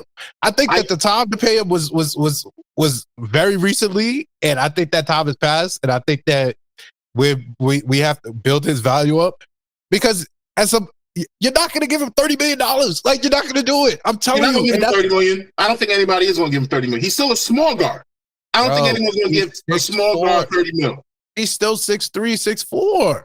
I'm telling you, all it takes is the right scenario. The Brooklyn Nets tried to give Otto Porter Jr. $100 million off a second-round playoff loss. Quickly 6'2". $100 million. Quickly a little guy. He's not a midget, but they're gonna come. He's a little guy. Who is starting for the Orlando Magic at the point guard? He makes perfect sense with Orlando. He's not better than Emmanuel quickly. I agree. Once again, one or two places where I fear that actually happened. I agree. Even if you want to go pay him to be your starting shooting guard, what you think LaMelo Ball? Don't want him to put him right next to LaMelo Ball. They're gonna pay him $27 million. They just paid Terry Rozier $23 million. He's better than him. Yeah. That's all I'm saying. I'm saying somebody's gonna pay it. I don't know who it's gonna be. I'm down to see who. I know it's not gonna be us. You give me a summer. You give me a playoff with all of these guys I said and DeRozan, and based off of that, Dolan will pay the luxury tax. Dolan will pay the luxury tax. I believe that. Yeah, so I'm not concerned. I think we keep quickly. I think we keep quickly regardless. I think we get DeRozan, we kick ass in the playoffs. Dolan is like, yeah, no, keep it going. And we just keep it going. We pay the luxury tax. That's it. That's how we keep IQ. We show it works now. But any other scenario, we pay it. I don't see it. Then I start entertaining the trading him, and you don't want to trade him. He'll get you 20 off the bench. $25 million. We had the market price. Give him his $25 million. We would have been fine. But because we didn't give him his $25 million, he's not fine, and he's gonna be worth $32 million. I'm telling you, I would love to see a $31 million IQ. A $31 million IQ is going to have to do better than what he's doing now. Right now, it's not $31 million IQ. And I'm telling you, all it takes. With Jalen Brunson, was Luka Doncic's number 2? They was looking at him. We just went through this. Dallas is going to pick him up as the revenge. I get it. No, listen, Nick South. We don't talk about Nick South, but I'm saying Jalen Brunson selling him for $3 billion. By the way, that was a move. What a move! Anyway, but we just went through it with Jalen Brunson, right? They was like, yo, we traded Jalen Durant pick so that we could pay Jalen Brunson $25 million a year. They was like, Jalen Brunson's not worth no $25 million a year. You should pay him $20 million a year. He's undersized. He's not playing. He's playing next to Luka. He's averaging 16 points a game. Yeah, a bunch of bad arguments, but yeah. I'm telling you, and we took the jump and was like, nah, he might be really, really good. Yeah. And it paid off. And that's some real shit. I'm telling you, there has to be a team, and I'm not even saying there has to be. There is a team. We'll sign it. We'll sign it. He's a restricted free agent. We'll sign that paper and keep him if we do. All I'm saying. If we gonna keep him, if that's the move, yeah, I'm here for it. Yes. I'm just saying we made the situation much more difficult by not just giving him his money. Yeah, in my opinion. I hear you, but then again, there was tons of Knicks fans last year talking about pay Obi. We got to extend and sign. Obi was never getting paid. Obi still don't look like he's getting paid in Indiana. I don't think they're going to pay him. But I don't think so either. I think he out. I think he's going to end up in Portland. I think he ends up in Utah. This was my concern with Obi. I want him to sign anything just to stay here where he was beloved. Because otherwise, he's a journeyman in the making. And I don't want IQ to turn into that. He'll have a home in Orlando, though. It's a perfect no state tax. It's a perfect fit. It's a perfect fit in Orlando. Oh, maybe Miami does it. Kyle Lowry's don't make no sense still, whatever. But the point is, I feel like with one good playoffs, with the fully loaded team and the DeRozan, and a good playoff run, we'll sign him over the top to say it. We may keep Hart signed too if we do well enough in the playoffs. That's what I'm saying. It's gonna be pieces to sign, man. Hartenstein gotta get a bag. And I want him to stay. Legit. Yes. Yes. You want to talk about glue? He's Elmer's. I'm telling you, he's glue. He matters. And your best bet for that is to trade Grimes, get DeRozan, play well, not need any other moves before the trade deadline, do well in the playoffs, and then everybody gets to stay. But other than that, you got to find a new home. We got to keep making moves. Because otherwise, we make a move now, and if we play this, once again, y'all in my head right now, right? If we make that move for DeRozan, and we have another month or two before the trade deadline, you feel me? And in that month or two, it's like everything is working well, but this area is not working well. And when I mean that, I hate saying this because I hate saying this. I'm not even going to say it. They would need to make a move. If we have to make a move, it's going to be Hartenstein because he's the other expiring contract on the team. Yeah, I'll say that. And I don't want that to be the case. So your best bet is to get DeRozan and do great. Otherwise, there's going to be changes at the center position. That's just following the cap. I'm just following the cap. Listen, I'm not mad at that. All right, moving Thank on. you for letting me get that off. I've been arguing with the whole NBA world for a year, and especially this week. Like, oh, thank you. It's been a vindication week for you. I'll give you that. So good. I got my 4-1 pick right. It's a good week. You're having a good week. I'll give you that. But yeah, moving on. I wanna just update the folks on how the Nova boxes are doing. Mm-hmm. As stated earlier, Jalen Brunson is absolutely him. Oh my God, Yeah, HIMson. Yeah. HIMson, It's crazy. number one option. Yeah, he's the number one option. Yes, he's the number one option. All-star starter. I'm starting up the campaigns. All-star starter. Absolutely. We gotta get him started. I'm hearing some odds about Ty Halliburton starting. I'm not liking that. There's only one thing we have to do, and that's his vote. Like, vote or die. You heard Diddy, who we shouldn't be mentioning, but vote or die, people. Like, vote orange and blue down I do the not road. want Ty Halliburton starting. I do not want Ty Halliburton starting in the right. Because how is he pulling more votes than a New Yorker? How? And that just doesn't make sense to me. Yeah. And that just doesn't make sense to me. We got a complicated fan base. That's the nice way of putting it. I would say they're saltier than Lowry's, but we have a conflicted fan base. We got a ridiculous fan base. Listen, if we don't trade for Joel Embiid by the trade deadline right now, there's a portion of the fan base that's going to assume everything we do this year sucks. And there's no way you're getting Joel Embiid. But that's where their heart is on right now. And because some ridiculousness won't happen, everything else is trash.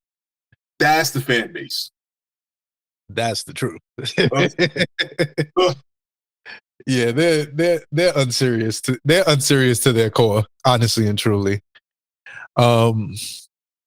Yeah, so Jalen is him. Dante, aka the Big Ragu, is being the Uda. Yeah. And my man Josh Hart is rounding. I'm telling you, my man Josh Hart is rounding into form, man. Hart, reassemble. We outside. Everything changed with just a little bit of heart. My man told the streets, y'all, I don't know about these backup 4 minutes, and then started hooping. I don't know why. Right on cue. Right on cue. I was here for it. Loving what I'm seeing from my guy Josh. I know I said a couple episodes ago that I need a little bit more from my guy. I know he's a glue guy. I'm not looking for him to score points. That's not what we pay him the money for. We pay him the money to bridge the starters and the bench, and go out there and give us elite plus minus. Yes. Elite plus minus. And my guy has been out here. We want you to be the Frank Ntilikina. Yes. Be the plus minus. The plus minus Prince. Smoke. Yes, we want you to be the plus minus Prince, Josh Hart. And so keep doing what you're doing. I'm proud of you, King. Yes. I'm proud of you. It looks good on you, bro. It does. It does. Yeah. A good Josh Hart. Everyone is better off with a good Josh Hart. Yes. Especially me. In the heart. Yes. All right. It is time, as you guys know, for the Rowant Report. The Rowant Report. Yo, I don't know which one of y'all was singing that last year. It was me. I never get that out of my head. I could be Rowant Report. I could be in the shower. I could be in traffic. All right. So as you guys know, my name is Van Deezy here, Van Dam, Guru, if you my mans. And I'm here to talk about our guy, R.J. Barrett, Rowan Barrett Jr. Yes, sir. As you guys know, I'm not RJ's biggest fan. I leave that up to Breezy, but we know RJ's biggest fan. We absolutely know RJ's biggest fan. And our guy, he's having a good year. It's been an inconsistent 2 weeks. I'm gonna speak a little bit on it. It's been up and down. I'm getting a little bit of shades of 2022. A little bit of shades. I had there. I feel like Rowan hasn't earned enough cachet with me for me to not be completely worried. about a regression, Agreed. but I just feel like it's just not possible. Right. I'm sorry. This is just a slump. It just doesn't feel possible that I'd see his jump shot that looks significantly better, and the way he's attacking and his decision making looking significantly better, Right. and see a regression. I thought that most of his regression last year was all mental, in my opinion. I thought that he was overthinking. It's the same problem I have with Julius, thinking too much, making decisions because you're thinking too much and not just reacting. Well, I think he's done. Julius is not a thinker. Well, he is a thinker. That's the problem. When he's not thinking, he's doing well. Yeah. But Rowant, love when you react. I feel like he was pressing a little bit this week. His shot wasn't falling. I think that when the shot is not falling, what he's done earlier in the season, when it's not falling, he's done a lot of the little things, passing the ball, rebounding the ball, playing defense, that has led him getting back into a rhythm, and then his shot starts falling again, and then it looks like a good stat line. Right. I think that's the majority of how his season has gone. And when he, especially these past 2 weeks, when he was doing good, it was reflecting throughout his whole game. When he was doing bad, it was reflecting throughout his whole game. And that type of obvious stuff that I see from RJ, I don't want to see it. I actually want to Randall-ish of him. Yeah, I kind of want to just want to flow into the RJ game. Like, oh, RJ just scored 6 points. That's great. Oh, RJ just got that steal. That's great. I don't want to be thinking like, did RJ just miss like 5 straight shots? Right. I know. That ups my anxiety, and I want nothing to do with that. Honestly and truly, Rowant. So I'm gonna give you your props. It was an up and down week. Sean says that I'm being nice. Yeah. You see me just chilling right now. Just let. So I'm gonna give you. So in all thoroughness, due to the standard that you have given me in the beginning of the season, I'm going to give you a C+ for this week. And it's based off projection as well, because I feel like this cannot be regression. I refuse to actually believe that it's regression. Right. Okay. What say you? RJ. All right. RJ fixed his shot. We know that. We've all seen it. He did. He fixed it in the playoffs last year. He told the reporter, hey, I fixed it. He told the reporter he fixed his shot. In the middle of the playoffs, he said this. He said, I fixed my shot and then went right back out there to play playoff basketball, okay? And then he came in this year with a brand new fixed shot. New car smell. It was shiny and new, and it was just beautiful to watch. It was a treat. He was our all-star of the year. It was Brunson and RJ representing New York in the all-star game this year. That's where we were at. This is where we were. Absolutely. This is where we were at. Literally 2 weeks ago. 2 weeks ago. And then right now, it's like, is Randall going to get a weird all-star vote thing again? Because he be winning it with, I don't know how, while deserving it. Meaning, he deserves to be there, but the people don't love him enough to send him there, and he makes it there anyway. The coaches love him. Yeah. The coaches look at his numbers and see 20, right, see 20, 10, and 5, they're emotional. See all-star. Yeah. I agree. I also agree. Yeah. 20, 10, and 5 is all-star. Yeah. 20, 10, and 5 is all-star. Absolutely. 20 and 5 is like, you're showing off, bro. Like, chill out. Leave some for us, bro. You're hogging it all. Like, so, yeah. And that's not what it was supposed to be. It was supposed to be, I said it last week, Randall does not get another all-star, and he's fine with it because it's Brunson and RJ's time. Mm-hmm. And RJ has been playing like an absolute bomb out there. I mean, in Toronto, he went 6 for 18 in Toronto. He made 15 points on 18 shots. This is that true. Is bum juice. He went 3 for 13 against the Hornets. He went, 3 for 11 against somebody else, but the Suns. You saw that game. You saw him be a bum live. Like, I texted you happy for you thinking you was at the Heat game, man. When I saw you at the Suns game the next day, I didn't text you. You did it. I was in pain. I was in pain. As you should be. Because we should have beat that team with even a half-decent RJ Barrett. We beat that Suns team. Because a half-decent RJ. 9-2-1 with 31 minutes is not good. No! It's not good. No! So that's my problem with RJ. I mean, he did fairly well in the other games, so you can't ostracize him too much. Like in the Miami game, 7 for 14, sweet. Yes. So there's an in-season game, you did your job, and we needed that, and you're the man for it, and blah, blah, blah. Yeah. But I mean, that Hornets blowout game had nothing to do with RJ. It did it. he was not a part of running the score up. Nothing to do with RJ. He 16 points, which, by the way, is why we love RJ. That was a bum game. He had 16 points. RJ is him. As a third option, can we talk about how good he's gotten over his free throws this year?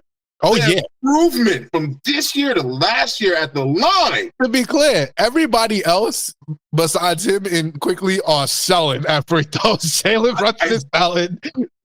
I was mad at Tim for letting Brunson shoot the free throws the other night on the IQ. I was mad at that. Was a Tim moment. Yeah, no. Because IQ was on the court at that time, so he was eligible to take the shot at that time. He gave it to Brunson, and Brunson missed. He missed 2 clutch free throws in the time, and we lost that game. Yep. So, yes, we've been selling at the line. Better than last year, but still towards the bottom of the league. But not Barrett's fault. Bless him for that. Mm-hmm. So, yeah, RJ's been playing like a bum for the most part in the last week. This is like the longest lingering migraine situation ever. Yeah. Because ever since the migraines, he's like a completely different Barrett. Like, I haven't seen a game yet where I thought he resembled pre-migraines. Pre-migraine Barrett, oh man, he was feeding pretty mellow. He was feeding families out here. He was feeding families. My parlays is a different argument. Okay then. I've been going 18. I've been doing RJ 18 and a half. I've been doing unders nowadays, man. I've been pulling up unders. Like, nasty. It's nasty as a fan to put an under on your own player. It is. It's nasty to do that. It is. That's where he put us. That's where we are right now. Like, unders on threes, unders on points, unders on rebounds. Just across the board. But the minutes will be up. This is true. Nah, he needs help, or he needs coaching from DeRozan. I'll give him a C-. C-? All right, I'll take that. Well, he don't have a choice. But yeah. C-. I can't give him a D. That's too rough, because as a third option, he'll still get you 20 points. This is true. That's a third, and that's why our team is so difficult. Because other teams may have 2 25-point scorers, a 30 and a 22, whatever. We have 3 20-point scorers and 1 or 2 15-pointers on the bench. So that's us, and we about to be more overloaded by the trade deadline, guaranteed. Yes, indeed. All right, RJ, you got to do better, man. We got I want to give you 2 A's and a C. 2 A's and a C. So moving on, I have an agenda. That I need to bring back forth. It's the Defensive Player of the Year agenda. Oh no. As you guys know, as I stated on the first episode, that I am starting up the agenda for the Defensive Player of the Year. His name is Big Mitch Robinson. I don't know if you guys know, but he's quite literally the fifth, a top 5 center in the NBA. Defensively. Top 5 center in the NBA. I'm just letting you know. Defensively. Overall. See, we're going to fight about Mitch. I hate to be that guy. Listen, all right. So this is my problem, right? We're talking about defensive player of the year, right? We can talk about top 5 center in general another time, another Moody Boy segment. Right. I think Mitch has a case to be a Moody Boy because based on DraftKings Sportsbooks, the top 5 players right now to win defensive player of the year are Rudy Gobert, Anthony Davis, Brook Lopez, Bam Adebayo, and Big Vic Wembanyama. Then you got Jaren Jackson Jr. coming in at 6, Chet Holmgren at 7, Drew Holiday 8, Scotty Barnes 9. I don't see no Mitchell Robinson. I don't see no Mitchell Robinson. How? How? I could get, if y'all want to talk about, the names, like there might be better centers on here. How have you watched basketball this season? Right. And telling me that defensively, we'll start defensively,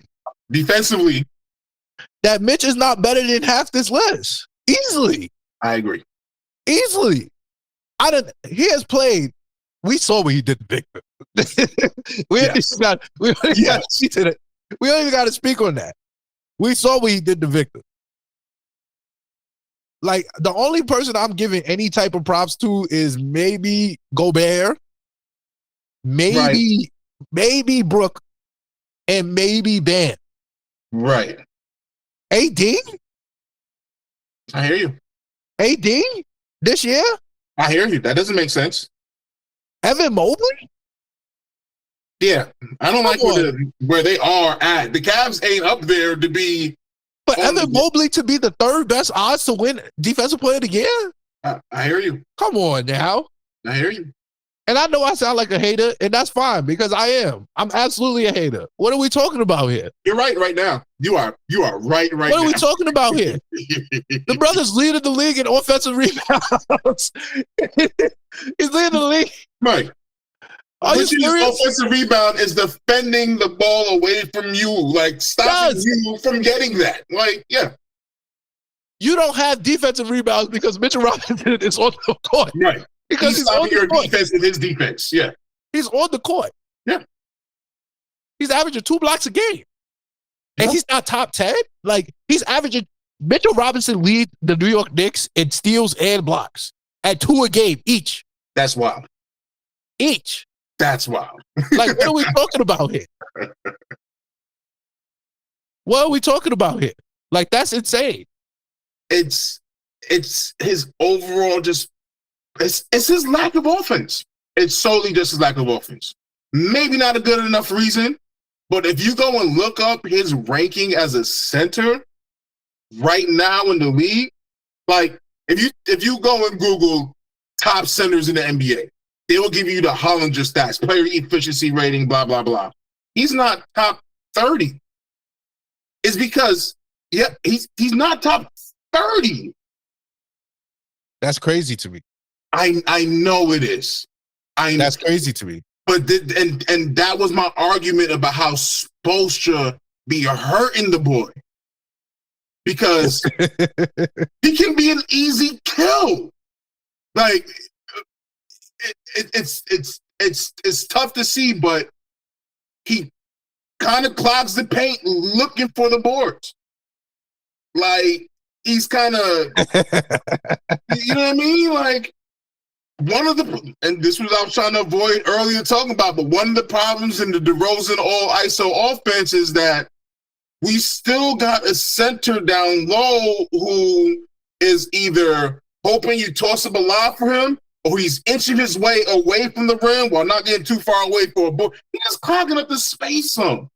He can't move freely around the court because he can't do nothing in any other spot. It's tough for Mitch Robinson. And when I talk about the possible moves for him in the future, it's not coming from a place of malice. He's a 2nd round pick that I cheered for because I knew he'll be better than our 1st round pick. Yes. I knew immediately. I texted in the group chat, he's going to be better than our 1st round pick, which was Knox, which is not hard to be. Worst pick we've ever done. So, but his limitations on offense are a problem. So when we talk about how Randall is in the playoffs, I'd be like, y'all got to account for the fact that we are 4-on-5 offensively because of him, because of Mitch Rob. And I don't know if you've seen that dribble move. I saw that dribble move. I remember every move this man has ever. Yeah. I remember every pull-up he's taken and every move all of them, because they're so very rare. My man just got to get more touches. That's all I'm saying. Give Mitch more touches. 2024. He fumbles the ball when we give it to him. Give Mitch more touches. 2024. Little hands. Let my man jab step him one time. Like, yeah. Yeah. Let's see Mitch Rob with the jab step. Look, who's gonna fall for the pump fake in the drive? Yo, my man got the jabby. Oh, don't hate. I love Mitch Robinson. Yo, turn your camera on and back off. All right. Turn it off and back on. But yeah, I love Mitchell Robinson. He's my guy. But my camera just don't want it right now. Is it back on? Yeah, I just see. I turn it back on, but yeah, turn it. No, it froze. But you good. I'll just get it to. I'll reload it in a second while I kick it back to you, because I don't enjoy talking about Mitchell Robinson in that way. I don't, because I love him. I love him. He's like once a Knick, always a Knick. If we trade him, send him a ring. If we trade him this year and we win a ring next year, send him a ring anyway. I love Mitchell Robinson. That's not the point here. I appreciate your candidness about Mitch's offensive limitations, and I give you that. It's rough. I give you that. I do think that defensively, though, there's not a lot of centers in the league that's better than him. I think that at 4 years, $40 million, when we got that deal, that was a steal, and we got it specifically because we was able to figure out how to formulate the funds right to get that going. So shout outs to Leon for getting that 4 year, $40 million. Mitchell Robinson, I'm out here campaigning. The agenda is still alive and direct, and we're gonna be cooking it up until they give my man his ducats. I agree. I agree with a lot of that. He's good. He's good. He's him. It's just one-sided. It's just one-sided, though. That's kind of the problem. Like, if he could give us 8 points solid a game, no arguments. No arguments from you? No arguments. But like I told you earlier, I've been starting to track his stats along with our main producers.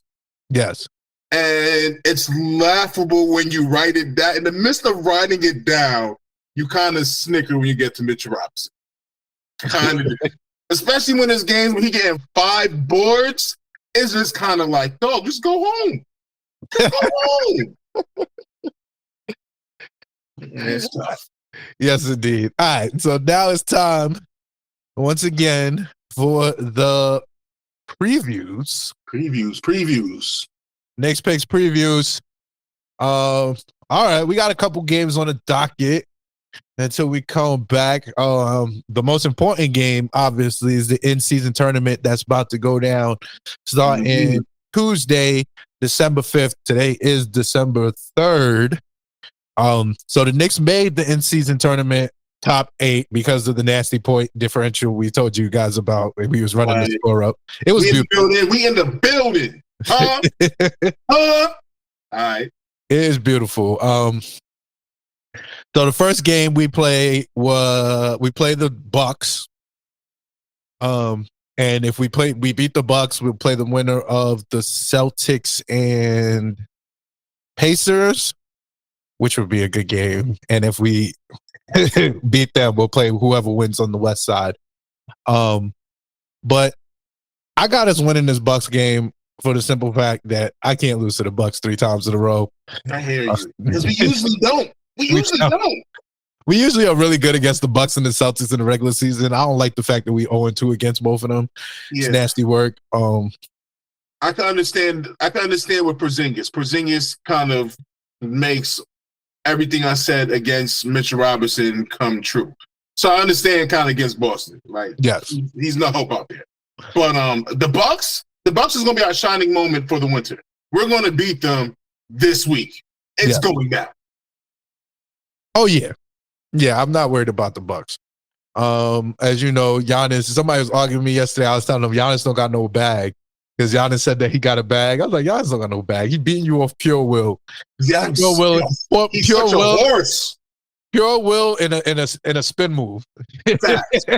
Facts. And a lanky Euro.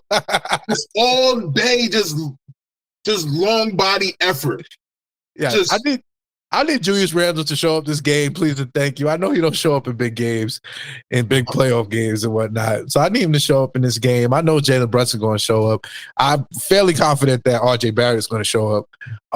Not as confident that Julius Randle is going to show up. But I'm gonna you said that. I think that's hate. I think your hate showed.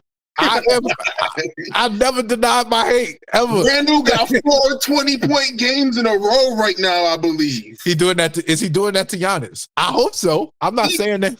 He's doing that to whoever's on the court except Bam, because Bam is the defensive player of the year candidate. He's good. He's good. And they see that because he wants to score buckets like Gobert. I would hope so. So man, we Brook Lopez moves out the paint also to get his threes. Now we got this one. You think we got this one? Randall's gonna have a good game too. Randall probably gonna be the leading scorer. Now this is gonna be a good one.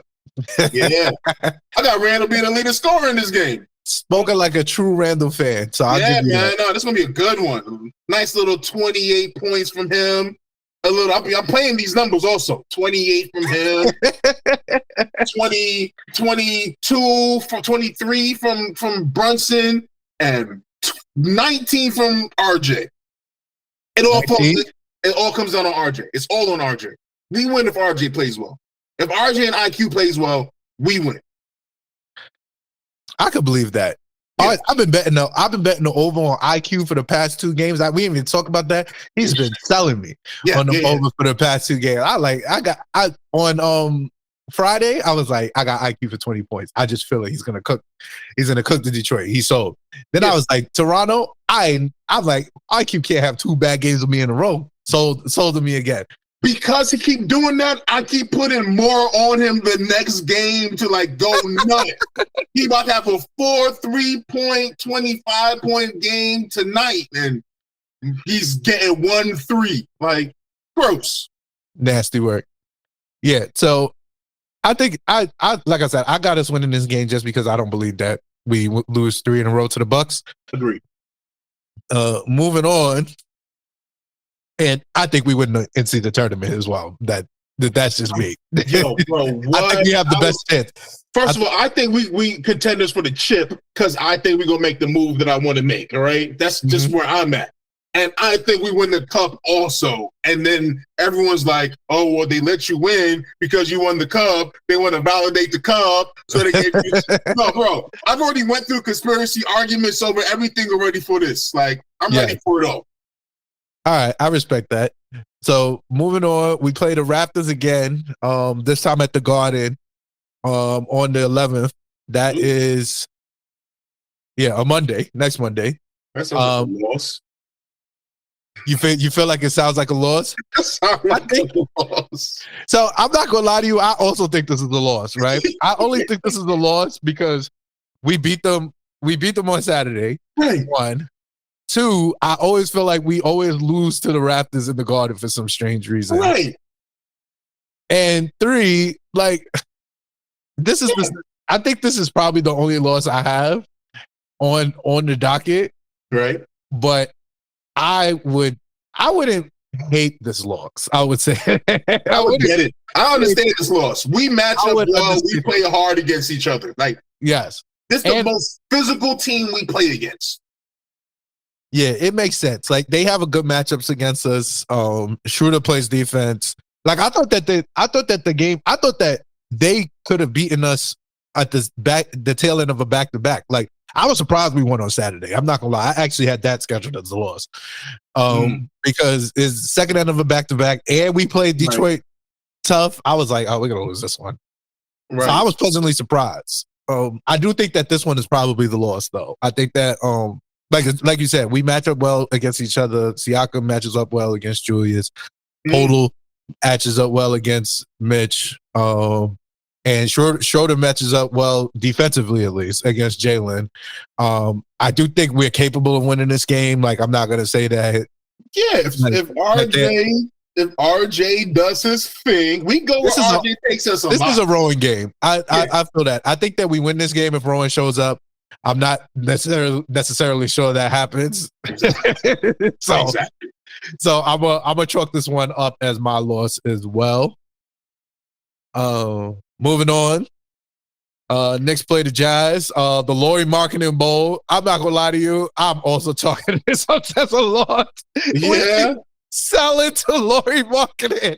I don't know why we be selling the Jazz, but every time we play him, he have like 30 on Julius, and it be blowing my. I'll be like, no. I wanted to trade Porzingis after year one for Markkanen. Markkanen has been on my radar for a very long time. And it was like he became good out of nowhere. Like, I remember last year, Breezy was arguing with me. He was like, Markkanen's a 3. And I was like, he's not a fucking 3. He's like 6'11". Right. He's like, nah, he's playing him. They playing him at the 3. He's a Porzingis 3. That's what Porzingis played overseas before coming here. Yeah. And that's crazy. That's crazy to me. He's 6'11" playing the 3. Yeah. That's his natural position, which is crazy. Yeah. And in theory, it's the reason why it worked for them last year, at least a little bit, because now this year they got John Collins from Atlanta. I think he's a mid. I'm not even gonna lie to you. Stand him. Atlanta don't ever really get players I care too much about. They get hyped up, but nah. I think he's a mid. I think I like the rookie. I mean, not rookie no more. The big man, Walker Kessler. I think he got potential. I don't really know nobody else. Jordan Clarkson is still there for some strange reason. Colin Sexton is there. He was good.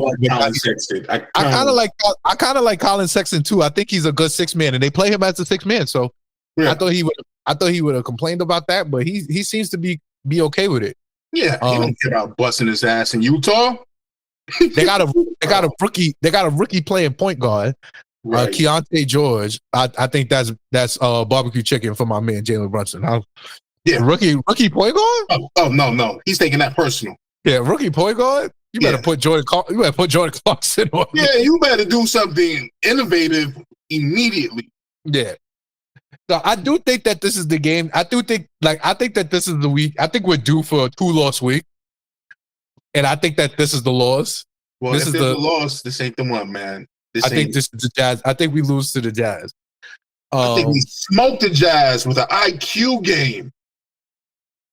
I received that. Yeah, I received that. Yeah, that's my FanDuel take. Yeah, yeah. IQ's gonna go off on Utah because they wanted to trade him over there. I just think some things players take personal, and I feel like he needs to take playing Utah personal, Boston personal. All these for different reasons, but I think that's on his radar. I think he goes off. All right.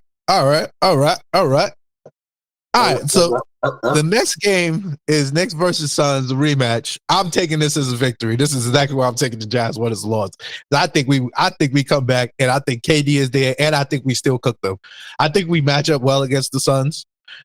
For several reasons, like for the fact that Brad Beal is not even there yet, and who knows when he'll be back. I still think we match up well against the Suns. I think that our defense is built to stop one-on-one scorers. I think that our defense gets cooked when ball movement is involved, when people are seeing the ball and seeing like, you get what I'm saying? When we got to see our ball, see the ball, see our man. I think we struggle with that a little bit. But I think with ISO offenses, like we play the all ISO offense. You think we don't know how to defend it? We don't know how to defend it? Like, I agree.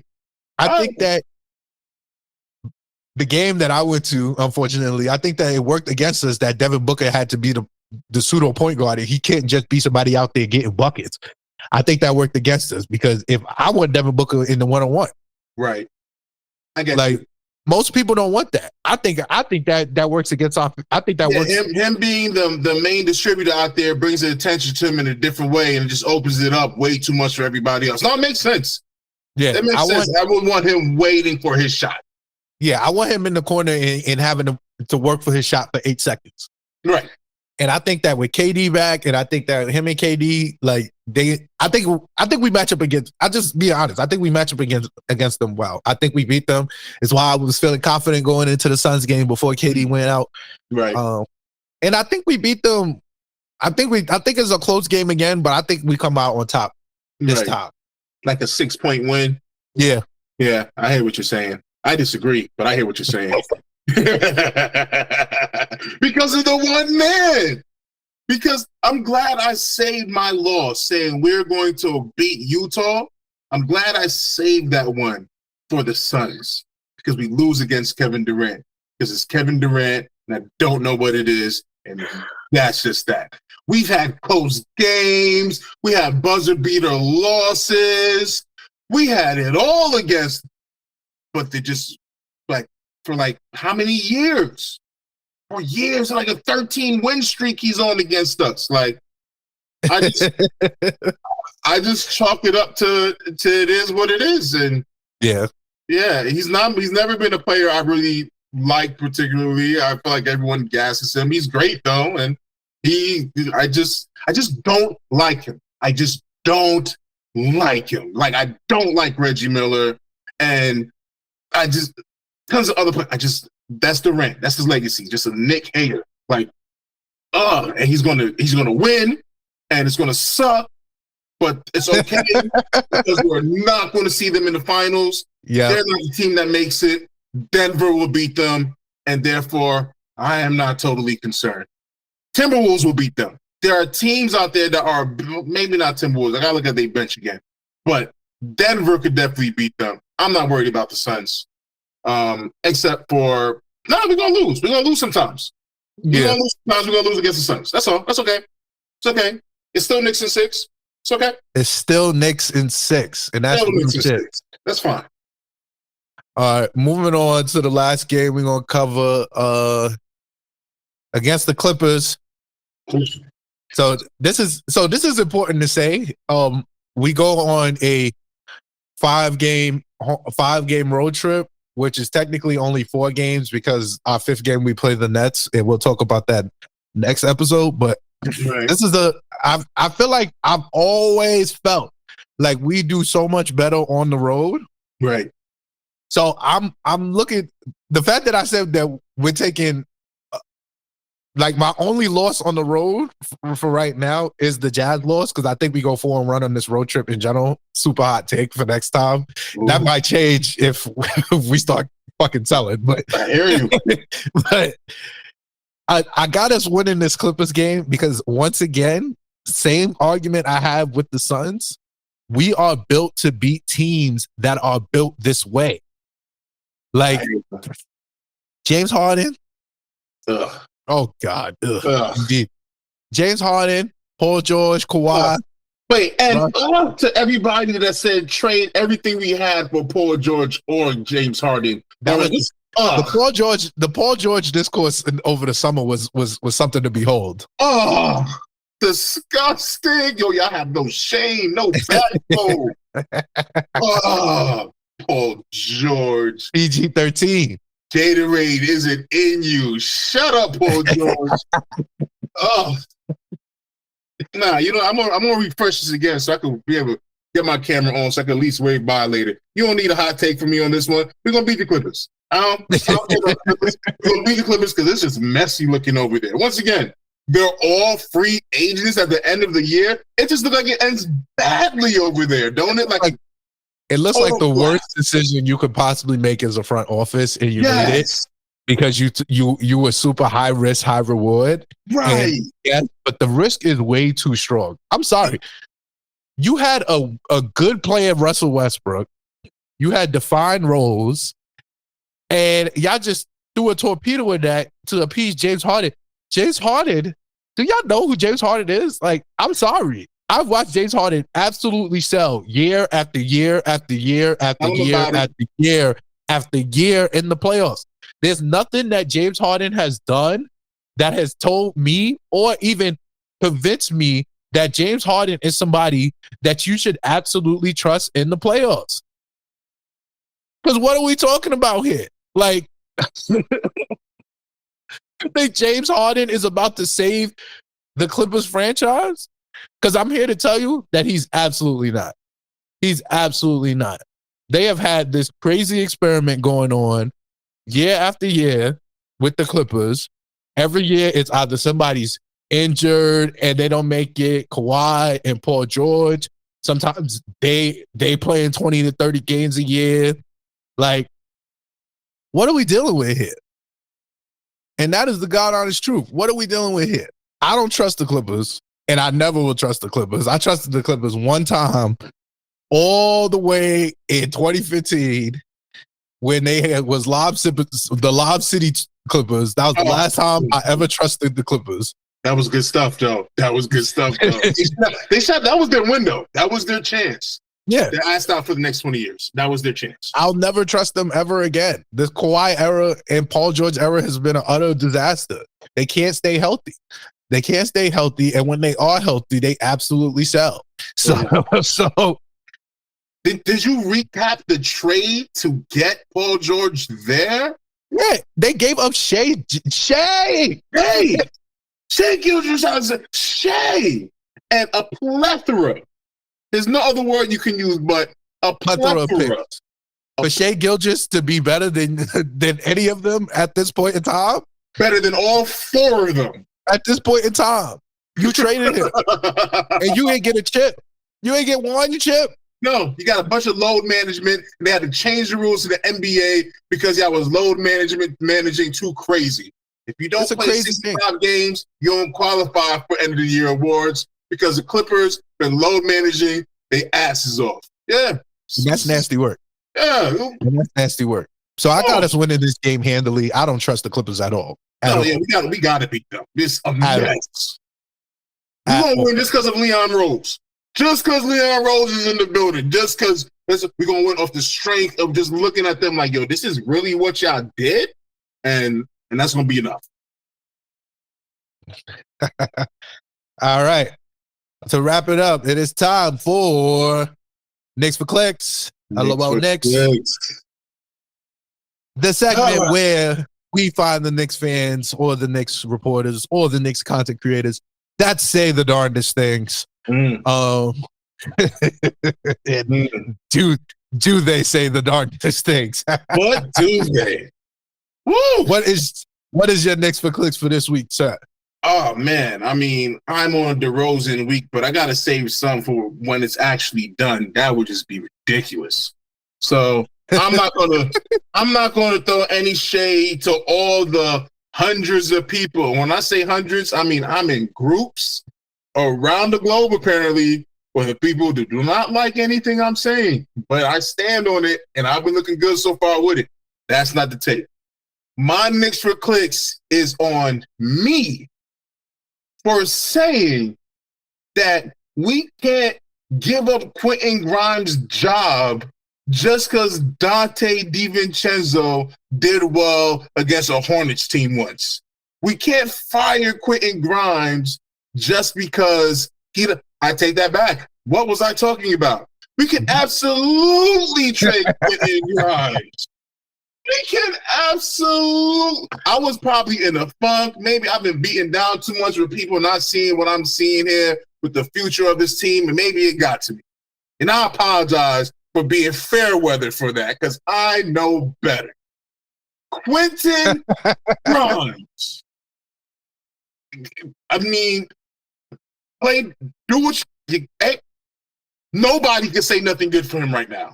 Nobody can say anything good for him right now. Not right now. Flip him for something better without gutting the team, then that is a super fantastic idea. It's a super duper win, and I am all for it. Once a Nick, always a Nick. Love you, Quentin.